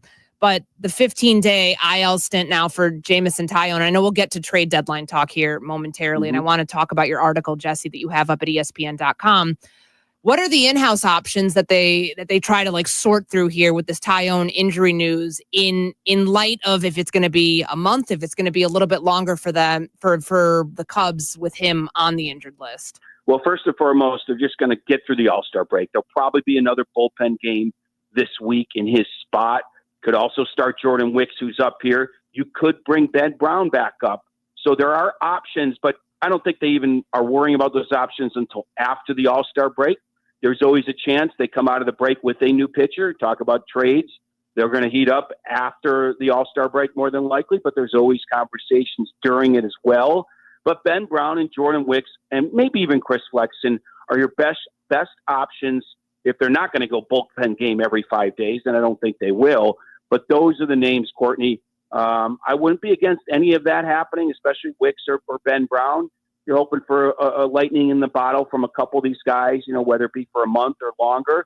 And we certainly know by the end of the month, at the very least, they will have some reinforcements. So a little bit up in the air what they'll do. They're going to wait until the All-Star break to figure it all out. Jesse, in terms of looking at the needs, like Courtney and I talked about this earlier. She said, how would you rank the needs? Tell me if you agree with this. I need a top-end starter first. I need a high-end, back of the bullpen, 8th, 9th inning guy to work with Palencia, like Aroldis Chapman, but Boston's only 2.5 out of the wild card, so he may not be available. Then I want to go get a filler starter that I have. Adrian Hauser would be a guy I'd like to get. And then I want to add a third baseman, Eugenio Suarez. Would you go in that order? I'd go in that order, but I'd really put the third baseman way down low. I'm kind of surprised there's so much talk about Suarez when you have the best offense in baseball. I think they want to add another bat. I do. Okay, why? You have the best offense in baseball. What do you need to be even better on offense? I mean, I would not use my assets on a bat if it's those same assets that can. Well, what if you're doing a multiplayer deal with Arizona? It looks like they're falling out. If they do decide to sell, they don't have deep-pocketed owners. They don't have Kelly Gallen or Suarez under contract after this year. So they say, all right, we've got to get some assets in here. We don't have the best system. And they said to you, we'll give you Merrill Kelly and we'll give you Suarez. You have to make that deal, Jesse. Of course you have to. In a vacuum, you're not going to say no to good players. I'm just saying it's not a need, and I wouldn't use up my assets to get him. I would carry Shaw. You can carry a light-hitting number 9 hitter that's playing gold glove defense. Now, the worry actually depth-wise is injuries in August, September. But, like I was talking to our buddy Mike North over the week. I mean, Dansby Swanson is pretty damn valuable when you consider there's nobody behind him. But I'm not sure you can find someone if Dansby goes down anyway. Like there's certain positions you just kind of throw up your hands and you're going to put a backup in there if somebody gets hurt. But I don't think they need Suarez. Sure, I'm not going to say no to him, but these things cost assets, and they got to use their assets for pitching. I agree with you. Top end, middle of the rotation guy, and I'm absolutely all in on a back end guy. I like pairing Palencia with a lefty. You mentioned it. I brought up Aroldis Chapman a few weeks ago. He made the All-Star team. They're absolutely going to trade for a back end guy, in my opinion. It was so interesting listening to Carter and Jed last week in all their interviews. The dual path of making your team better to get to the postseason is different than making your team better in the postseason. And frankly, they're probably getting the postseason as is. But since you can't make moves in August and September, you're going to add. But now you're also adding for October. That's what's interesting to me. That second or third game starter in the playoffs, whether it be Boyd as your number 2 or someone else, and then Boyd moves down to 3. And, of course, a back-end guy to pair with Palencia to shorten the game. I think that's as fascinating as anything else they do, to be honest. So I remember when Justin Steele got hurt, the name that surfaced right away, and this was months ago, looking towards the trade deadline, Sandy Alcantara. And I know now, as we're talking about high-end starters, somebody to be opposite Shota, that's a name that's still out there. He doesn't look like himself, though, or at least the version that got his name thrown around in the mix. Like, is he still a realistic option, or is there somebody else you think that would be a better fit in this, in this rotation? I think teams are fading on Alcantara. I think most teams think they could fix him or figure him out, but I'm not sure you want to try to do that in a contending situation. Not at the cost it would be. Yeah, exactly. There should be other players that are available that you don't have to fix. Now, the name I brought up, I think before anyone, Cap, was Edward Cabrera, which is Sandy Alcantara's teammate. He is pitching lights out. This is a guy teams are licking their chops to get after. The Cubs won't be the only one interested. Now, I don't know if he's a Game 2 October pitcher. His stuff screams it is, but he doesn't necessarily have the experience. So Edward Cabrera, in my mind, is ahead of Sandy Alcantara, even though Alcantara has more on his resume. You mentioned some of the teams, like the AL Central teams that are falling out of it. Kansas City is pitching rich. Cleveland is a pitching organization. Carter Hawkins knows Cleveland very well, and they're falling way out of it. They're on a huge losing skid right now. 10. Yeah, 10. Minnesota, all these teams that were in the playoff hunt last year are out of it in a big way. I mean, kiss the division goodbye in the AL Central, right? So now it's about the wild card, and I'm not sure any of those teams. So Cleveland, Kansas City, Minnesota, you mentioned Arizona, Pittsburgh, and the common thread on some of these teams, Courtney, is they need young hitting. And right now, the Cubs farm system is in its best moment it could possibly be in, both from a pitching and from a hitting standpoint. They have 4 young hitters all doing well down there, all healthy. Owen Casey, Moises Ballesteros, Kevin Alcantara. You have Ben Brown to dangle, Jordan Wicks to dangle for pitching in return. The Cubs are in a great spot to make a deal with teams like Pittsburgh, Minnesota, Cleveland, Kansas City, all teams looking for young hitters. The Marlins, all looking for young hitters. I think it lines up well for a major trade or two. Here's my wish list, Jesse. I want Seth Lugo coming from Kansas City. Yep. And I think he's going to get moved. I do. He's in the final year of his deal because he's going to obviously opt out of a $15 million player option, I would think. And then I would like Eugenio Suarez, and then I'll take Brad Keller, David Bednar if I can't get Chapman. Yeah, I don't mind any of those scenarios. Now, Kansas City was one of those teams, I know this just as recently as a few days ago, telling agents, telling other teams we're not selling. But that, you know what? They're all going to say that right now. When it comes down to July 29th, July 30th, they're going to look at the standings and they're going to change their minds. They say these things privately and publicly right now to give a boost to their own locker room. Maybe we can have one run in the standings here between now and the deadline, but I don't think Kansas City is getting back in it. And the team I really like going into the season, I don't think Cleveland's getting back in it. So these teams that say we're not selling now are going to change their tune near the deadline. That's why Jed has to be ready to pounce. Moises Ballesteros, good hitter. Owen Casey coming into his own. Jordan Wicks, Ben Brown. I'm with you with that wish list. I'll take any of those guys. I do want a lefty to pair with Palencia. A shutdown flamethrower like Chapman for the 8th and 9th inning are really locked down in October. Jesse, you have an article up at ESPN.com. You're using your intel, talking to GMs, executives, their best trade deadline stories. And it seems like a common theme here is that a lot of these deals get done at the most inopportune times. Several general managers in baseball at funerals, while they're trying to close big deals in late July. What's your favorite story that you uncovered during your reporting? Well, there's so many of them. I'll keep to a couple Chicago-centric ones.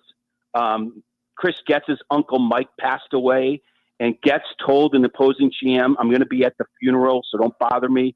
This GM is really antsy. So here he is as a pallbearer, and his phone is blowing up because he wants to get a trade done. And eventually they did the trade, but Getz was kind of perturbed about it. He said that his uncle Mike would have loved the fact that he executed a trade at his funeral. I think the best Cub one actually involves Drew Pomerantz when he was with the Guardians and Carter Hawkins was there. They were trading him to Colorado. He's warming up. They say, get out of the bullpen. We're trading you to Colorado. Then because Colorado hadn't pulled their starting pitcher, Ubaldo Jimenez, the trade was off because they didn't know for sure that it was going to happen. So they go back to Palmer and say the trade's off. Then he's pulled and they say the trade's back on. But because of a draft rule, you can't be traded within the first year of signing with your team. They couldn't trade Pomerantz for 2 weeks. So he's traded, he's not traded, and then they tell him, go back to Guardians, minor league system here, and you'll be traded in 2 weeks. And so he finally gets traded to Colorado and makes his debut right away. Crazy story. I mean, there's all sorts of stories like that. There's great stories about Peter Angelos, who just meddled all over the place with the Orioles. Jim Duquette tells me he's working 16 hours a day on a trade. Peter had already okayed it. He goes back to Peter, gives him the scenario. Angelos just looks up and says, nah, I don't feel like doing it. Let's not do it anymore. So it's just so many good trades like that. Trades that didn't happen. Felix Hernandez going to the Milwaukee Brewers almost happened. Manny Machado almost went to the Diamondbacks. So a lot of fun stuff in there. And I'm sure there'll be some great trade stories coming out of this deadline as well. And don't forget, it wasn't a deadline. It was the winter meetings. Jim Hendry laying on a gurney having heart surgery, closing the Ted Lilly signing. Yeah, and maybe my favorite one actually is Andrew Friedman, told by his people that worked with him, his wife is in labor. He's texting trade scenarios behind her head as she's in labor. They went back and checked the timestamp of the text was 1 minute apart from the official time of the birth of his kid. And they were just dying over that. Texting with behind your wife's head as she's in labor. Got a pretty understanding wife. That's the greatest. So anyway, that's up there. Yeah, it's up there at ESPN.com. Jesse, great work. We'll see what the Cubbies do, my man. You got to have a great week. Good talking to you, Courtney. Be well. Thanks, All Jesse. right, we'll see you this afternoon. You're in with Waddle. Yep, I'm in there 2:30 to 6:30. See you then. Have fun. See you. There he is, the great Jesse Rogers, brought to you by our great partners at Atomatic. They make people comfortable and have since 1945. Be right back. Kap and J Hood, ESPN Chicago. Hey friends, it's your buddy Tom Waddle, and I drive a Hawk. The 4th of July weekend sales event is going on now at all 12 Hawk Auto locations. Forest Park, St. Charles, Plainfield, Joliet, Carroll Stream, and now LaSalle, Peru. Shop thousands of vehicles from 13 big brands. Save with 0% financing for 72 months or no payments for 90 days. That's 0% or no payments till October. Find your next car this 4th of July weekend at hawkauto.com. HawkAuto.com. $13.89 per month per thousand. Finance on select models with approved credit.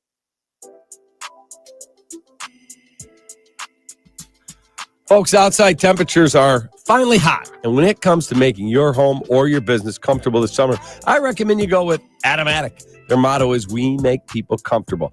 That is the motto that's been passed down from the Grand Poobah, the owner, the boss, Steve Stahorek. Yes, every HVAC company tries to make people comfortable, obviously, but they take it a step further at Atomatic.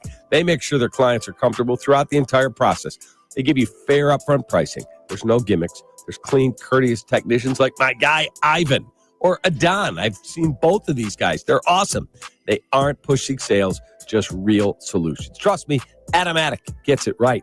Visit Atomatic.com. That is Atomatic.com, Jay Moore. When you're on the mound, it's all about commanding the zone and bringing the heat. Now, when it's your turn to perform off the field, are you throwing fire or are you just throwing the soft stuff? That's where Blue Chew comes in. It's a performance enhancement for the bedroom that helps you bring extra confidence when it matters most. Blue Chew delivers the same active ingredients as Viagra and Cialis, but in a chewable tablet, so no swallowing pills. And it's all done online. No awkward doctor visits, no pharmacy lines. Blue Chew ships discreetly right to your door. Licensed medical providers work with you to find the right ingredient and strength for your prescription. Made in the U.S. of A. and shipped direct, so it's cheaper than the pharmacy. Whether you're a North Sider, South Sider, or just trying to be a fan favorite in the bedroom, confidence matters. Blue Chew helps you show up ready every single time. Get your first month free at BlueChew.com with promo code ESPN. Just pay $5 for shipping. Chew it and do it. Blue Chew, your playbook for better performance. You've seen it asked 1,000 times on the big screen, You got a light? but it's the sound that's unmistakable. The iconic sound of a Zippo lighter. But that's only the beginning of the Zippo story. Zippo is famous for everything from vintage lighters to sunglasses. Visit Uptown Cigar Store and Lounge on Wells Street at North Avenue. The best selection of Zippos, premium cigars, and accessories. What do you need to know about Zippo? Nothing. The sound says it all. News just in. Bet365 is now live in Illinois. That's right. Join Bet365 today and get $150 in bonus bets when you bet $5, win or lose. That's amazing.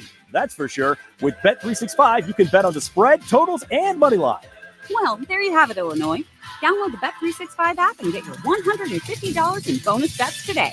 And see why it's never ordinary at Bet365. Gambling problem? Call 1-800-GAMBLER. 21 plus only, but physically located in Illinois. TVs apply and app only. Evan Cohen here. Whether you're locking in your home run picks or riding with your favorite golfers this summer, ESPN Bet is your sportsbook for all the action. Go from checking stats on your favorite teams and players to placing bets in just a few taps. Plus, new customers can get $100 in bonus bets when you make your first $10 wager. Download the ESPN Bet app and sign up with promo code USL to get started today. Must be 21 plus. Gambling problem? Call 1-800-GAMBLER. Terms and conditions apply. See app for details. Offer not available in New York. Adam Schefter here for Vivid Seats, your ultimate destination for all your sports and concert needs this summer. With a game-changing rewards program and an unbeatable selection of tickets, they make it easy for every fan to watch their favorite teams and players in action. Catch every home run and thrilling comeback in person from your favorite seat. Plus, every ticket is backed by a 100% buyer guarantee, giving you peace of mind with every purchase. Visit VividSeats.com or download the app today. Vivid Seats, the official ticketing partner of ESPN. $9 million the Veroliak Law Group wins again for their clients. That's right. The Veroliak Law Group recovered $9 million for a client who was injured in a truck accident. If you're injured, make sure to call the Veroliak Law Group. Save big on everything for your next project when you shop at Menards. Dutch Boys Durafighter is a premium interior paint and primer in one, with a top-lasting formula. It provides great scrub resistance and durability with remarkable hide and a smooth finish. Save big on Dutch Boys Durafighter paint at Menards and start your next project today. Plus, check out our weekly flyer on Menards.com for more great deals happening this week. Save big money at Menards. Hi, I'm Bob. At American Sale, our family has been helping Chicagoland bring the fun home with the best products for your backyard fun. And right now, during the Great American Sale, we're celebrating 4th of July. For 10 days only, get special financing for 60 months or cash rebates. But hurry, it's 10 days only and it ends July 13th. And you'll get free delivery and our lowest price guarantee. See store for details. So come in and see us or visit us online. American Sale, bring the fun home. Live from State Street in the heart of Chicago, you are listening to the new home of the Chicago Bears, ESPN Chicago. And this is Captain J. Hood, WMVP, WTBC, HD2, Chicago, a good Carmen Brands radio station.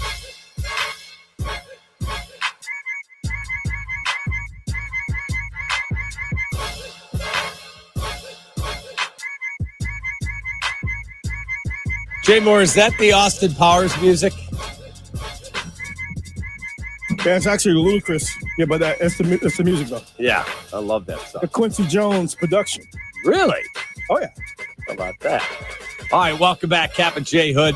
Courtney Cronin is here. Hoodie has the day off. He'll be back tomorrow. Hope everyone had a wonderful holiday weekend. It was nice. The weather was pretty good. We got a little bit of rain late, but the weather worked out. I'm about to say, this is like your ideal scenario. It was hot. Love it. Hotter than hell out there. Humid, too. Today's chilly. I know. That's why I got a sweater on. I also knew from Dion hosting with Silvy, what was it, 2 weeks ago, where she stole or borrowed. Did not steal it, but she borrowed someone's jacket in marketing, and I think it was Bailey's jacket, and I don't know if she gave it back or Why, not. she was cold? It's freezing in here. Oh, I don't know how you my come in God. here in shorts. I come in here in shorts in February. I don't know how you do it. It's freezing in here. And I know my personnel. Like, I walked in, I was getting ready this morning. I'm like, I'm going to wear a sweater. It's too cold. Ugh. And I know it says, my watch says 66 degrees right now on July 7th. This is Outside or in here? Yeah, outside. And what is it supposed to be later in the week? I don't know. Please tell me we're getting back in the 90s. I'm going to call Tracy. I think she's up here with you on Friday, but I'm going to call her ahead of time to get a little advanced scouting report on that. Yeah, I need to know. Hey, Jacob, what is the forecast Here you go. this week? Let's I need to go. know if there's some 95s coming. There's again. no 95s. The high is 87 on Friday with a little bit of a chance of thunderstorms, but Saturday and Sunday is sunny, blue skies, 85 and 86. Perfect. We'll take it. We'll take it. Take the best we can get. When it was like heat index over 100, that was you were magnificent. thrilled. You were magnificent. Shay's like, I'd rather it be 10. I think Shay was on a boat this weekend, so He was. I would imagine that he's probably enjoying the warm weather wherever he is. Correct. All right, 312-332-3776. We're going to get into some NFL stuff with Courtney, but Andy has a question. Hey, Andy, what's going on, Sparky? Hey, good morning. Listen, I had a thought. I know it's a little far-fetched, but Nathan Evaldi and Jake DeGrom from Texas seems to be out of it. Any possibility there the Cubs might propose a trade? Well, first of all, we were talking about Texas. Right now, the Texas Rangers are only 4 games out of the wild card. Jacob DeGrom has $95 million left on his deal, and he has a full no trade and has said he wants to retire as a Ranger. So I don't believe he'll be available. Now, if you tell me in 2 weeks, Texas goes from 4 out to 8 out, which is entirely possible, yeah, I think Nathan Evaldi could absolutely be available. He's been banged up. He's back. I think his contract is, let's see, he just pitched July 2nd, 5 innings, 2 hits, no runs, a walk, and 5 Ks. He pitched June 27th, and I think that was his first start in a month. It was. He's hurt for a while. Yeah, 3 innings, 5 hits, 3 runs, 2 walks, 2 Ks. So he's rounding back into form. Contract-wise, Nathan Evaldi, because, again, I don't believe you're going to have any shot at DeGrom whatsoever. 3-year, $75 million deal. That I believe, runs through 2027. So you're taking on 29, the rest of the 22 this year, 29 next year, and $24 million in 2027. So, well, that's assuming that a trade couldn't split the cost of the contract if the Cubs give them something back in return. yeah, they could keep some of the money, no question, but the more money they eat, the better package you have to give up in terms of prospects. And you need some, and thanks for the call, Andy, you need some to go do your other business. Yeah, I mean, if there's 2 guys that you're trying to re-sign, PCA and Kyle Tucker, you can't go all in at the deadline and not have any not have enough, I guess, spending for. Well, PCA you control for the next 5 years. But if you were talking earlier, Kyle Tucker, if that's a $400 million contract or if it starts in the 5s, you can't.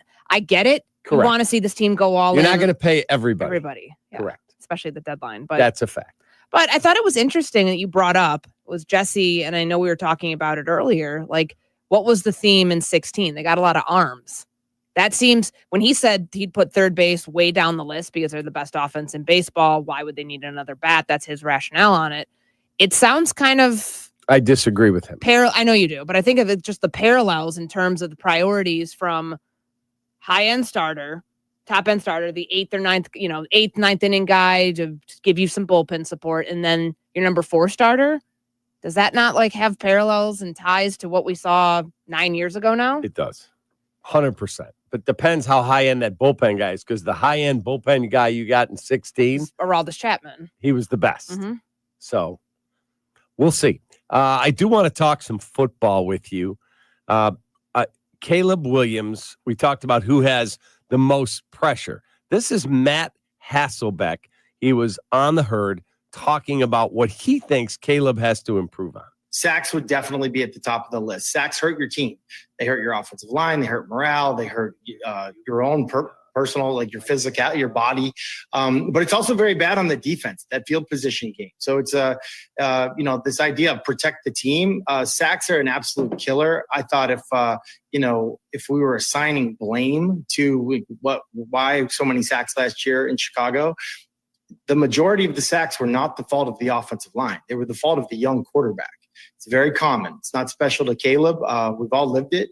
And that's an area that he needs to improve on. And I think he probably will, but it needs to be pretty significant. Well, I think early on, his eyes were in the wrong place. It didn't look like he had a clear grasp of the protection schemes. I think that was a big part of it. What got him into trouble in the second part of the year was he trusted in his athleticism so much. Like, you saw these things where he got away with it at USC. You're not going to get away with it in the NFL. And I think that's one of the hard things for quarterbacks who have great mobility. I would say it's great mobility in college, and it's just kind of like good mobility in the NFL. And there's a fine line there. But I think he needs to play on time more than he did. And maybe a little bit less of the playground stuff. Save that for when you absolutely need it. Somewhere on that list, I think number 2 for me would just probably be overall leadership. Like, we're looking at you. I mentioned body language. Like, that bothers me. That really bothered me how he handled that last year. But then also, you can't miss the layups. You can't miss the free throws. He's going to have splash plays, but he's also going to miss some wide open guys, or he did last year. And I think that's another area, probably that third area, that I think he needs to improve on. Thoughts? He laid it out, because everybody talks about what the expectation for Caleb Williams should be. Like, what's the number one thing a lot of Bears fans want to see? They want to see a 4,000-yard passer. You don't get to that, and that shouldn't even be anywhere close to being a priority without the sack numbers coming down. Correct. And because his career will be shortened. If he keeps getting hit the way that he is, whether he's making himself susceptible to it or whether it's the offensive line, and obviously they've course corrected their biggest weakness, which is the interior, and now it should be better. But all of that said, they are a morale killer. They're a drive killer. They're a momentum killer. All of it. If those don't come down, then they're in trouble. Like, he should be eyeing a Bryce Young sort of season in that respect. Bryce went from being the most sacked quarterback in 2023. I think it was right behind, Justin was somewhere up there, but Bryce had the most at 62 in the NFL to 29 sacks last year. That's cutting it down by more than half. That's really good. And a lot of that had to do with what Carolina did last offseason, investing in the offensive line, moving some players and some pieces around to help him play on schedule better, to help him. And obviously we talked about his size was an issue. Since from the time he was drafted, he's a slight guy. He's a smaller quarterback. I think from that respect, what Matt Hasselbeck was saying about take your layups, take the check down, sometimes what seems like the easy play over the hero play is the right play. And that's ultimately going to fall on Caleb more than Ben Johnson, because Caleb's the one under center. Caleb's the one diagnosing what he's seeing. And you can pull out the hero stuff. You can pull out your Superman cape if you want to. You don't always have to do that, though. That shouldn't be your default. And when we were talking earlier, I think around the NFL, there's certain things that have to be coached out of him, instincts that have to be sharpened, that are not what he was, relying on for so long before. Those are those things. Playing on schedule, playing within structure, taking what the defense is giving you and not trying to force things. That's on Caleb more than anybody else, but none of that happens unless the sack numbers come down, because then the drives get killed immediately, and you're playing in second and forever, third and long. you don't have a shot at that point. Here is Mike Tannenbaum this morning on Caleb Williams. I think the quarterback under the most pressure by far, in my opinion, is Caleb Williams. I can't remember the last time an organization did more for a quarterback than go get Ben Johnson, Colson Loveland, Luther Burton, Ozzie Trapillo, Drew Dahlman. I mean, the list is on and on and on. Juxtapose that the player they passed on in Jaden Daniels, guys, is an absolute superstar. So, you know, I understand it's getting late in Miami, but boy, I think there's a ton of pressure on Caleb Williams. Okay. This is Chris Canty then asked the same question. Again, these are both from Unsportsmanlike on ESPN. It's a lot of pressure for the young man to come in and have success. And so now that he's got his head coach of choice with Ben Johnson, a revamped offensive line, a glut of players in the skill position core, there are no excuses for Caleb Williams in terms of him not having success in his sophomore campaign. Yeah. And that measuring stick of Jaden Daniels and C.J. Stroud is always going to be out there because the franchise could have had both of those quarterbacks and they passed on those guys for Caleb Williams. I can't disagree with anything they said. No, and I mean the measuring stick thing. Yeah, they were never taking C.J. Stroud. That was never happening. But that's the obvious one now that those two have had a lot of success early on. You have to get to that level, which means the playoffs in year one. It's really hard to do that in the NFC North, and that's like Mike T and I were on Get Up last Wednesday, and we went through the expectations in terms of that, like what he's talking about. Caleb has the most pressure of him of any quarterback, and he said that we were in the context of like the division. I think it's Jordan Love personally, because you paid the guy a $220 million contract. The expectation up there is playoffs every year. I can't tell if what his issues were in year one of being a starter are still his issues now, because he's been in the league for 6 years. Like what's regression? What's injury? That's my take on that. But you know, there is like the ownership part, the leadership part, all of that factors into like why he's got a lot of pressure on him. I don't think it's the most pressure though of any quarterback. Okay. If I said to you, Courtney, this is a voucher right here. You get a free bet in Vegas right there. It's $1,000 voucher. You can go to the sports book of your choice, and that voucher will let you bet one team to finish dead last in the NFC North. My ticket's on the Green Bay Packers. You think the Packers are going to regress that much? I do. So, and not just regress. I think the Bears are going up. Yep. I think Minnesota's an outstanding football team, and I believe in J.J. McCarthy. I like him, and I think the Lions are still the Lions. The only reason you realize that the Packers, if they don't with a fingernail block Cairo Santos here to win it, they go 0-6 in the division. Mm-hmm. They were 1-5 in the division. Jordan Love, the quarterback for a majority of those games. Week 11 through 15, they're putting up 30 plus points a game. Then all of a sudden they just like fall apart at the end of the season. They no-showed in that playoff game against Philly. Part of me wants to say Detroit just based on dead last. It's weird. I know. Trust me. Like, I don't believe it truly, but part of me and my wheels are spinning of like, well, you got two new coordinators. Yes, it's the same team. I think they will still be the most talented team in the division, but could I see it based on how important Ben Johnson and Aaron Glenn were to that team? Yeah. And that would just show you how much coaching matters.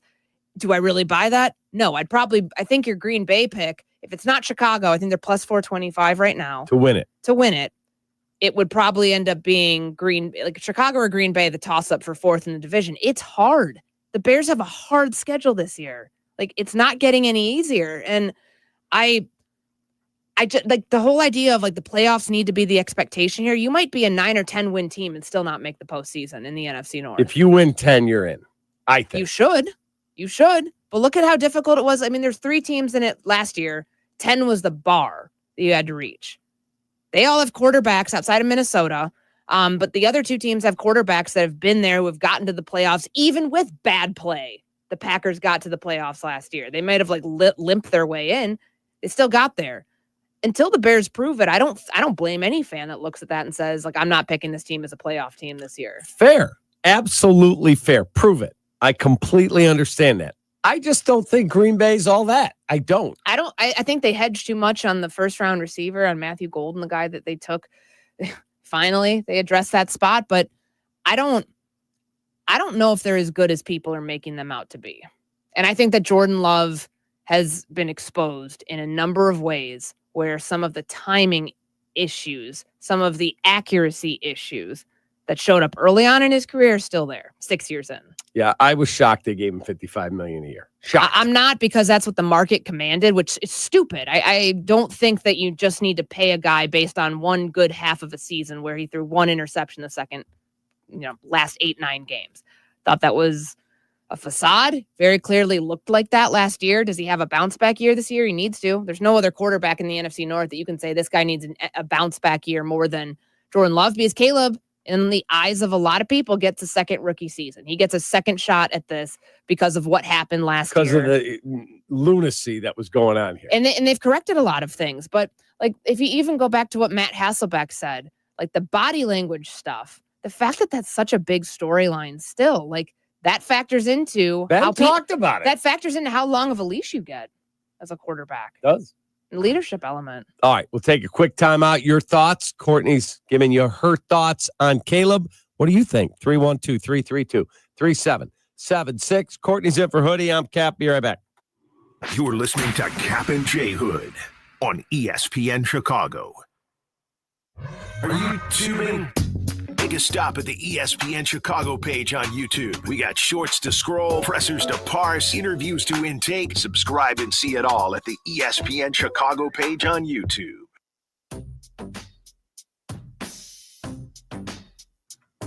One, some say it's the loneliest number, but when one is a collection of many, one could stand for all. Blue Cross Blue Shield of Illinois is one company serving their communities across one country for nearly 90 years. And as they continue to empower whole person health with compassion and innovation, one member at a time, Blue Cross looks forward to keeping you and the ones you love at the center of everything they do. Blue Cross and Blue Shield of Illinois. Through it all, Jay Moore. Parent Petroleum, its customers, and the Parent Petroleum Foundation work together to support local charities in an effort to give back to the community during their annual Pump-a-thon event. With every gallon of gas purchased in the months of July and August, fuel retailers donate a portion of their sales to 4 great charities: Folds of Honor, Living Well Cancer Resource Center, CASA Kane County, and Cal's Angels. Be on the lookout for Pump-a-thon signage at a participating gas station near you. Learn more at parentpetroleum.com. Chicago, this is your chance to see the Premier League live.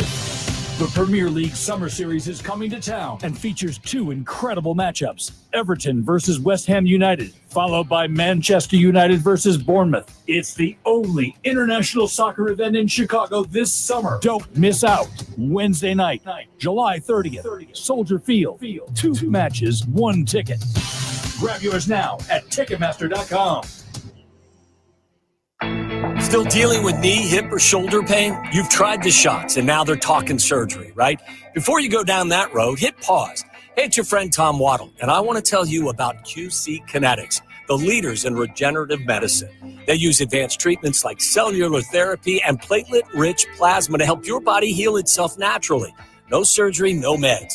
This goes beyond masking pain. It targets the root cause and works with your body to repair and restore damaged tissue. 92% of patients report satisfaction with their results. And that's not just a number of people. It's people getting back to moving and feeling better. There's no cost for a consultation. They'll review your x-rays or your MRI, and they'll even offer you a weekend appointment. Before you schedule surgery, call my friends at QC Kinetics at 312-809-5955, 312-809-5955. Again, that's 312-809-5955. QC Kinetics, a better way to treat pain.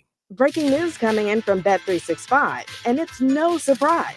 Same game parlay from Bet365 just keeps getting better. Well, it's even easier to make a bet. Choose from the most popular markets like hits, run line, totals, and home runs. So many to choose from. Download the app, start building your bet, and see why it's never ordinary at Bet365. Gambling problem? Call 1-800-GAMBLER. 21 plus only. Must be physically located in Illinois. T's and C's apply. Guests appearing live on ESPN Chicago. Call in on the Yuengling Hotline. Yuengling is in Chicago. After 196 years, you can now enjoy Yuengling Traditional Lager, Light Lager, Golden Pilsner, Black and Tan, and Flight. Nature is calling. No, not that way. Fishing, hunting, hiking, nature. Chauncey's Great Outdoors, Saturday mornings from 6 to 7 and available on demand on the ESPN Chicago app. Hey, listen to this. All I needed was a new starter. Got a great deal on eBay. Did it myself. Yeah, that's cool. But how about the soft purr of an upgraded exhaust when it fits just right? For me, it's the little things, like these new windshield wipers from eBay I installed. From small fixes to big upgrades, eBay has all the parts you need at prices you'll love. Guaranteed to fit every time. eBay. Things people love. Eligible items only. Exclusions apply. Life insurance. Why are you putting it off? Can't afford it? Too much hassle? Think you don't need it? There's lots of excuses for putting off life insurance. But if you weren't there, who would pay the mortgage and other bills? With Ethos, you could be covered in 10 minutes and boom, family protected. Ethos. Fast and easy online term life insurance. Up to $2 million in coverage with no medical exam. Some policies as low as $1 a day. Answer a few health questions and get your free quote at ethos.com/game. That's ethos.com/game. Advantage Toyota of River Oaks has all the new Toyota vehicles you've been looking for. If you're not driving home in your new Toyota in less than 60 minutes, they'll make your first car payment. Every new Toyota comes with the Advantage Plus program. Restrictions apply. See dealer for details or visit AdvantageToyotaRiverOaks.com. Vivid Seats is your ultimate destination for all your sports and concert needs this summer with a game-changing rewards program and an unbeatable selection of tickets.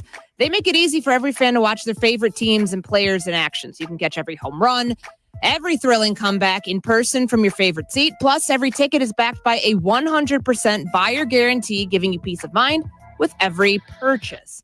Visit vividseats.com or download the app today. Vivid Seats, the official ticketing partner of ESPN. Kap and Jay Hood are back. Job's not finished. Job finished? No, I don't think so. On ESPN Chicago.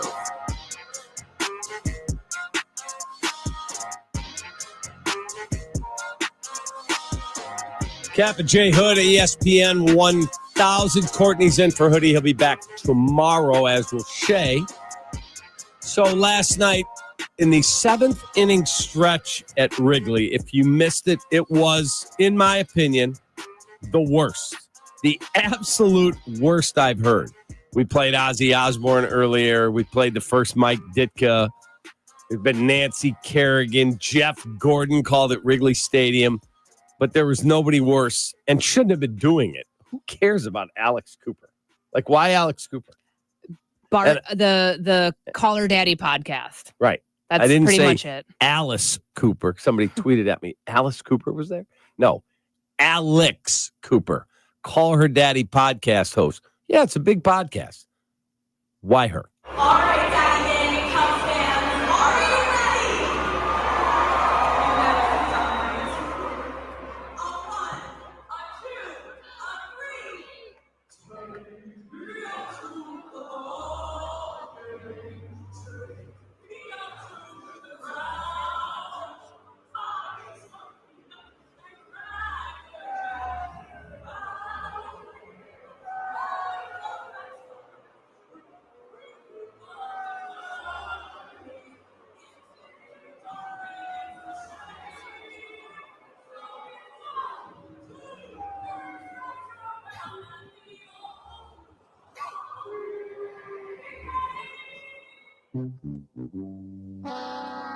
Okay, that was awful. Like, the idea that just because you're famous, you deserve to do something.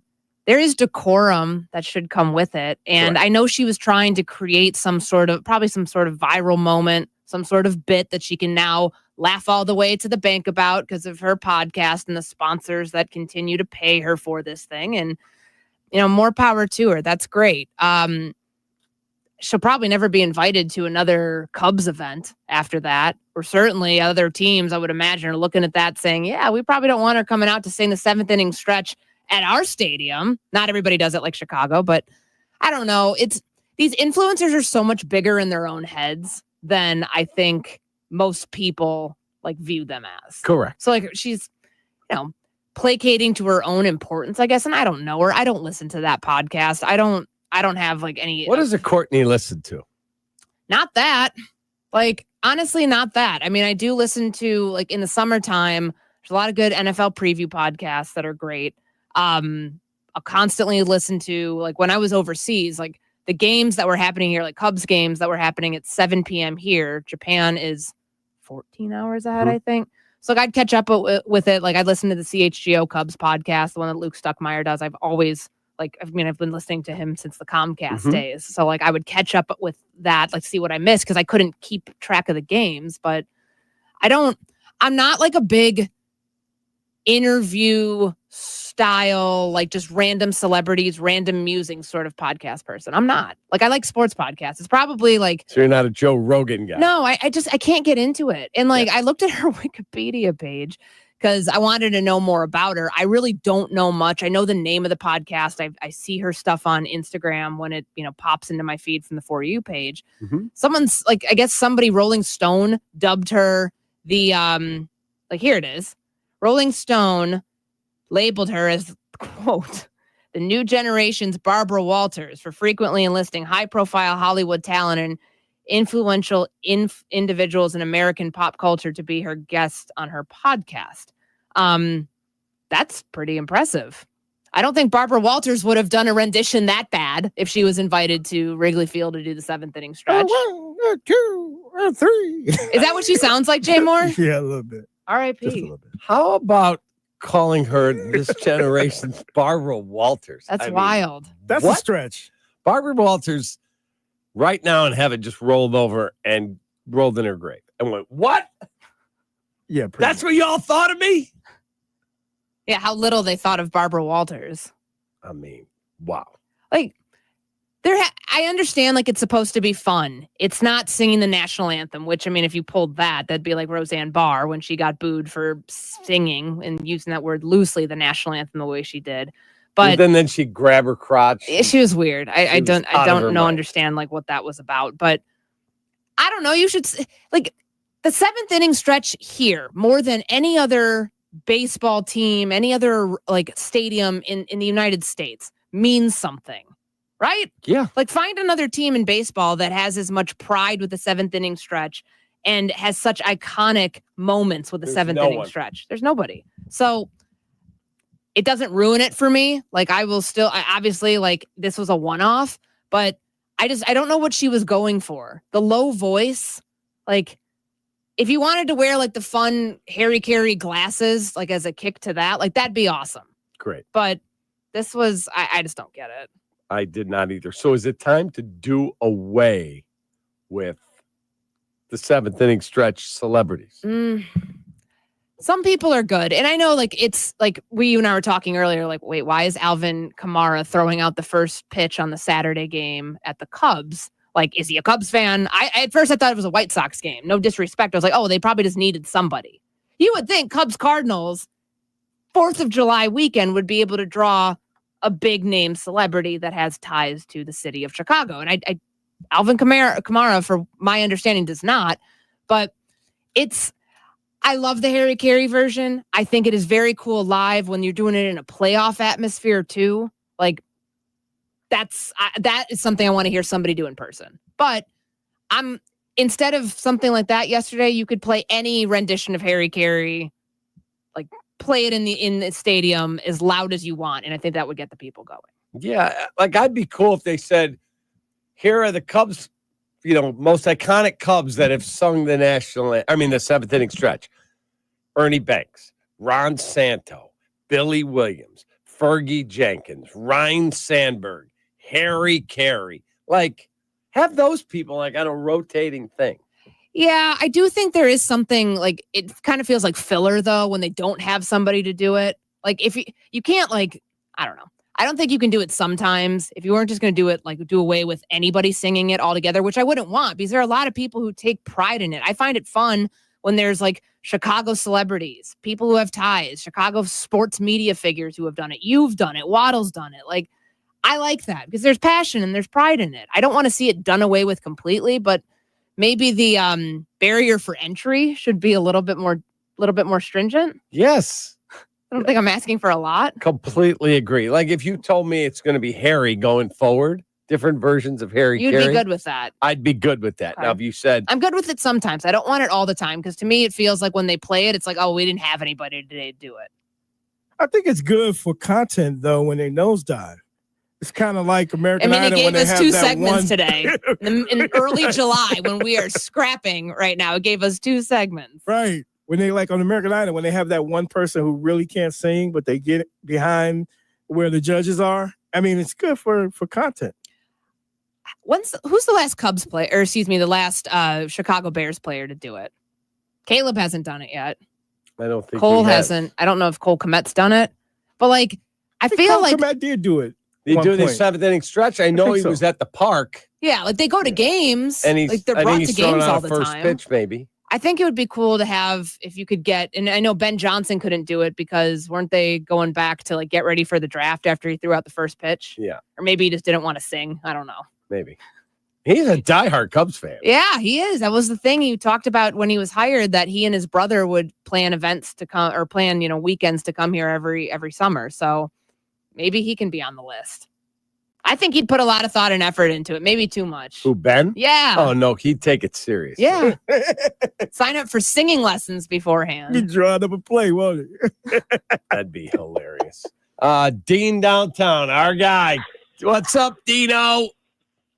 Good morning, Cap. Good morning, Courtney. It's always great to talk to the hardest working woman in sports media. Thank you, Dean. And it was awesome that you were filling in over the weekend. I don't know when you get time to sleep, Courtney. Do you ever take a day off? Yeah, I mean, this is the time of year. And I appreciated your call on Friday on Unsportsmanlike, because the idea that Pat's going to freeze those steaks after they were already frozen one time and freeze them for multiple days, defrost them, and How many times are you going to freeze them? I'm with you. I think Seriously, it ruins the integrity of the food. And from your culinary background, you helped us, put him to task on that. So thank you. Well, as the ESPN food, in-house expert over there, I'm glad to always help. So that brings me to my next point. I wanted to talk about this young lady that filled in to sing the 7th inning stretch, and I'll compare it to this guy that was on Waddle and Silvy the other day, Cooking with Dara. I think that guy's cute. He has a nice, fun page. I don't follow him. It's not really my jam because I am an actual foodie, like Frank from Hole in the Wall, who comes into my restaurant, or Richard Melman. We are foodies, okay? We own restaurants. I'm not going to put a microphone in front of me and pretend that I'm a podcaster like this young lady.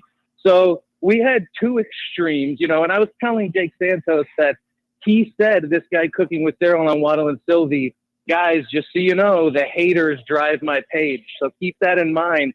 This might have been orchestrated. This young lady came out there, made a fool of herself. When you guys said Alex Cooper, I had no idea. But then when you said Call Her Daddy podcast, I put 2 and 2 together and I had an idea. So we had 2 extremes. We had this young pitcher from the Cubs give that wonderful interview and say all the right things. And then we had this young lady, and it just shows to prove that there's still hope for us all. Take that. Take that. See you, buddy. There he is. That's our guy, Downtown Dean. When we come back, I got to tell you, did you hear what PCA did impromptu before a game the other day? I did. We've got to talk about this because it is super, super cool. And those moments, like what he did, and we'll tell you about it, that is how, and he didn't do it for this reason, that is how you become legendary in a town. Be a really good player. Kyle Tucker is an outstanding player. He's also very quiet, just goes about his business. PCA has that it quality. Do you know what I mean? Just a little something special. And when you hear what he did, you're going to give him an ovation. I don't care if you're a Cubs fan or not. We'll be right back. Cap and J Hood, ESPN Chicago. Chicago White Sox baseball. Do you believe? Len Casper and Darren Jackson bring you the call of White Sox and Blue Jays. Live coverage begins tonight at 6 on ESPN Chicago, the home of the White Sox. Now backed by the power of the Pope. Do you have summer allergies? Sinus pressure? Do you snore? Trouble sleeping? I was a snorer, not anymore, because I have the solution for you. Courtesy of my wife, she said, hon, our friend John, his daughter works for Sinus and Snoring MD. These folks are the best. I want you to go there. I'm tired of you snoring. They're not part of some huge hospital system. They're just a local family-owned business, and they treat you like you matter. So I made an appointment. I went in. Guess what? No more snoring. No hospital referral is needed. They took care of it in the office. So call 847-545-0147 or visit sinusandsnoringmd.com today. That's 847-545-0147 or visit sinusandsnoringmd.com. This is your White Sox Minute. I'm Len Casper. The Sox finished up an NL Western swing with a 6-4 loss at Colorado on Sunday. However, they did take 2 of 3 in the series. And late in the game, it was announced that rookie right-hander Shane Smith had made the All-Star team. He's the first rookie pitcher in White Sox history to be selected to an All-Star team. Tonight, the Sox are back home to start a 7-game stay at Wright Field. The Toronto Blue Jays come to town 6:40 first pitch. Celebrate 05 reunion weekend from July 11th through the 13th. Don't miss this Friday night with the 05 champs Hawaiian shirt for the first 15,000 fans. The Mark Burley statue unveiling and a post-game fireworks show presented by Beggar's Pizza.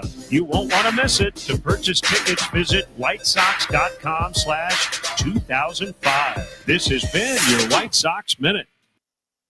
Are you confident your retirement game plan is as strong as steel? Hey, it's Jurko for Mitch Lyons Wealth. MitchLyonsWealth.com is full of tools for you to access at no cost to make sure you're positioned to win retirement. Go to MitchLyonsWealth.com today and get a free copy of Mitch's book or his retirement documentary. You can set a no-obligation 10-minute call with Mitch and his team to see if strategies they are utilizing might improve your retirement. That's MitchLyonsWealth.com, your best game plan to protect, grow, and win retirement. Hey, this is David Kaplan. I love the heat. Give me 90 degrees and a chance to be outdoors, and I'm a happy guy. But when you step out of the heat and into your home or business, I totally appreciate being able to control the temperature to make everybody comfortable. My friends at Automatic keep your AC system running its best no matter what Mother Nature throws at us. And if something were to break down, Automatic can help find the best system for your space and have it back to the perfect temperature in no time. Go to Automatic.com. That's Automatic.com. Hi, I'm Dr. Yates, and I can help you with hair loss. I know the pain you feel. I've suffered from hair loss since my early 20s, and I did something about it. Let me assist you in doing something about your hair loss. Start by visiting DrYatesHairScience.com. Our team has the experience and expertise to help you look younger. Don't get fooled by other hair restoration clinics and their low prices or gimmicks. Imagine a more confident, younger-looking you. DrYatesHairScience.com.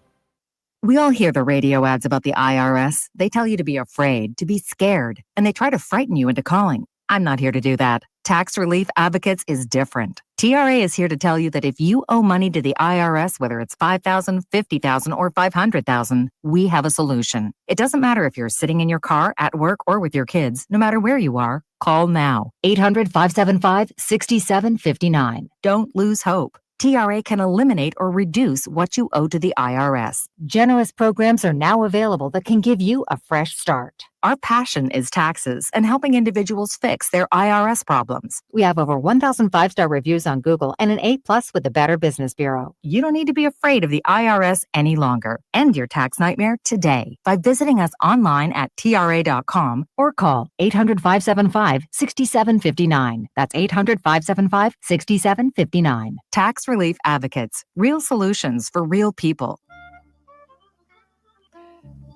This summer, the Roar returns to Washington Park in Michigan City, Indiana. The X Insurance Great Lakes Grand Prix takes over July 28th through August 3rd. The ultimate offshore high-speed powerboat races on Lake Michigan. Boat parade, block party, live music, and more. Make the short drive and feel miles away. Plan your visit now at GreatLakesGrandPrix.com. Cap and Shea Hood are back. Show me the money. On ESPN Chicago. So there's really good players, really good guys on every team. And then there are guys who just become, for whatever reason, their play obviously, but more iconic, where Well, I got to make sure I'm watching when this guy does anything. Pete Crow-Armstrong the other day, first inning I'm watching, and I think it was Mason Wynn, lines one in the gap. There's no way that's going to be caught. Out of nowhere, this blur. Pete Crow-Armstrong dives, makes the catch. Then he hits a home run in the bottom of the inning. It's like everything he does. Then he does something off the field that didn't get a lot of attention until Paul Sullivan of the Tribune, who I love, wrote a really good story. PCA, he says, the PCA moment that will long be remembered by the Cubs ushers and security guards, many of whom have been there for many, many years, was when the 23-year-old Armstrong impromptu interrupted their normal pregame meeting about who's going to be in the stadium that day. Security focuses on this. Make sure the section where the wives are and the family, all of it. They do it every day. He walked in. You guys go through the same 162-game season we do in a way. You do so much for us in terms of our families and people that matter to me and my teammates. First and foremost, that's one of the more important things I recognize when we think about you guys and the work you do. And I know it's been so hot recently, and I just appreciate you guys on a daily basis being out there with us and doing a lot of work. You guys are the best. He told the workers they helped make Wrigley the special place it is and thanked them for the conversations and relationships he's developed in his young career as a Cub. He even agreed to go to dinner with one of them. When the brief speech ended, he received an ovation, and one usher was brought to tears. That's awesome. When I read the story, because I saw it either it was yesterday or it was in the Weekend Tribune. It's such an authentic moment because there's no cameras there, obviously. Yep. Someone clearly either dictated this, recorded this, and gave the audio to Paul Sullivan because he has exactly what PCA said there, as you mentioned. That's word for word. Like, how cool for a 23-year-old who, is in the midst of his come up right now to then go and thank hundreds of stadium workers. Yeah, I see their meeting every day when I was there. It's awesome. And I remember, I thought about something when I saw this story. So when I covered the Warriors, they were at the old Oracle Arena in Oakland. And those ushers, I would just watch Steph Curry after he'd go and do his pregame warm-up routine where he's taking the tunnel shot and he's going through all of his different pregame stuff. He'd have different handshakes, different ways that he would dap up each of the ushers on the way out. And I was like, he must obviously have they know each other. They've clearly established some sort of rapport to where he recognizes them, they recognize him, and they have a special moment that they share. And I thought that was really cool that somebody who at that time, and he's still one of the faces of the league, but in 2016, when I was out there, larger than life, on his way to becoming the MVP that season, taking the time out to do something like that. These are thankless jobs. They have to be there at all times throughout the year, harsh weather conditions a lot of times. These aren't high-paying jobs. This is how you endear yourself not only to a city, not only to a fan base, but to the people who are doing the grunt work every single day. And that's what to really make matters. To make Cubs games happen. The star athletes matter. And it's great, obviously, seeing PCA become an all-star this year, seeing Kyle Tucker, seeing, everybody else that we have watched make this team as lovable and as fun as they are to tune in on a nightly basis. To see the thankless jobs, the people who have, those sorts of careers get that sort of moment. I think that's awesome. Yeah. And to think this is basically the same day he knew he was going to the All-Star game, but basically the All-Stars are getting announced. His head could be huge. Sure.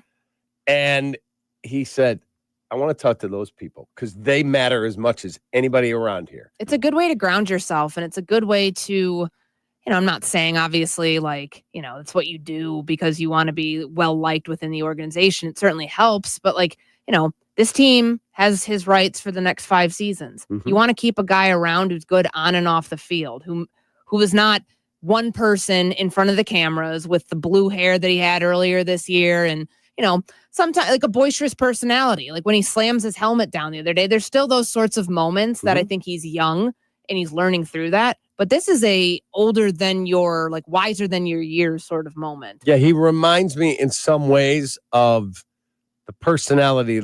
He's more boisterous, more outgoing, but very mature, like Jonathan Taves was with the Blackhawks at a young age. Justin Fields was like that too. I remember with the story about like the cafeteria workers at Hallis Hall. Like these guys are there every single day. They see the same faces. And so like just to act like these people are on the same level as you, to not act like you're above them because you're making, significantly more than a stadium worker. I think sometimes it seems so simple, but sometimes the recognition of that goes so much further than you may think. And I think it's awesome. Yeah, I thought it was super, super cool. Real quick, Rob in Indiana has a question. Then we have the cut of the day. Hey, Rob, what's up, Sparkles? Hey, not much, Cap. How you doing? Good, I had brother. a question for Courtney here. Going back to the Bears here, will they be as aggressive this year as Detroit's been on the fourth down, like 4th and 5? Do they have the weaponry? What's interesting, Rob? I think back to when Ben Johnson was asked about the tush push and whether he was, like in favor of keeping it. Obviously, when the vote was going through in Minneapolis at owners' meetings to, end up keeping it in the playbook. He's like, I like explosive plays. I like offense. Like I like exciting plays. So, and obviously, I think he was a little short-sighted in that answer because Philly did have one of the most explosive offenses in the NFL. But I think that might be a little foreshadowing towards how aggressive they are going to be. Because when you have a defensive head coach like Matt Eberflus and thinking about some of the fourth down situations they opted to pass up, you're going to be more aggressive. Like offensive head coaches by nature are going to be more aggressive. And when you know that you have the weaponry around the quarterback to pull off these plays, whether it's trick plays, these gimmick plays, or anything that they want to do to try to advance the ball, especially on 3rd or 4th down, I think that they will take those opportunities. Thanks for the call, Rob. The Kappa J. Hood Chicago Cut Steakhouse cut of the day next. This is your morning routine. Yeah. Kap and J. Hood. Good morning. Morning. Good morning. Oh, and in case I don't see you, good afternoon, good evening, and good night. On ESPN Chicago. Got a few minutes? Check out our shorts. YouTube. Got an hour? Watch interviews and silly show moments. YouTube. Got nothing going on now? Join us on our live stream. It's all on YouTube right now. Subscribe at ESPN 1000 Chicago. Let me tell you about my friends at aptabt.com, your number one destination for the home. That's a great selection of Whirlpool front-load washers, like the Whirlpool front-load washer featuring the Fresh Flow vent system. It's the first fan-powered system with antimicrobial protection. It's designed to help keep your clothes and your water fresh, including features like the dry drum cycle, the fan fresh option, and antimicrobial protection on the rubber seal. Now that's putting freshness front and center. For free and home delivery, professional installation, and complete satisfaction. Shop where we shop at app.com, pleasing people since 1936. Save big on everything for your next project when you shop at Menards. Whether you're a bird enthusiast or simply enjoy the sight and sounds of nature, our Enchanted Garden Songbird Supreme Bird Food is a must-have year-round. Get a 20-pound bag on sale now through July 13th. Plus, check out our weekly flyer on Menards.com for more great deals happening this week. Save big money at Menards.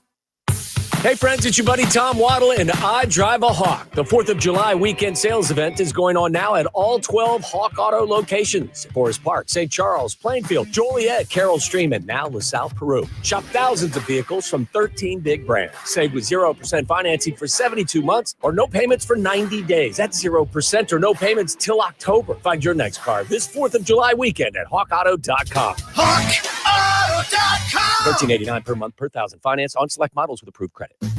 Dick Steele Days are happening now.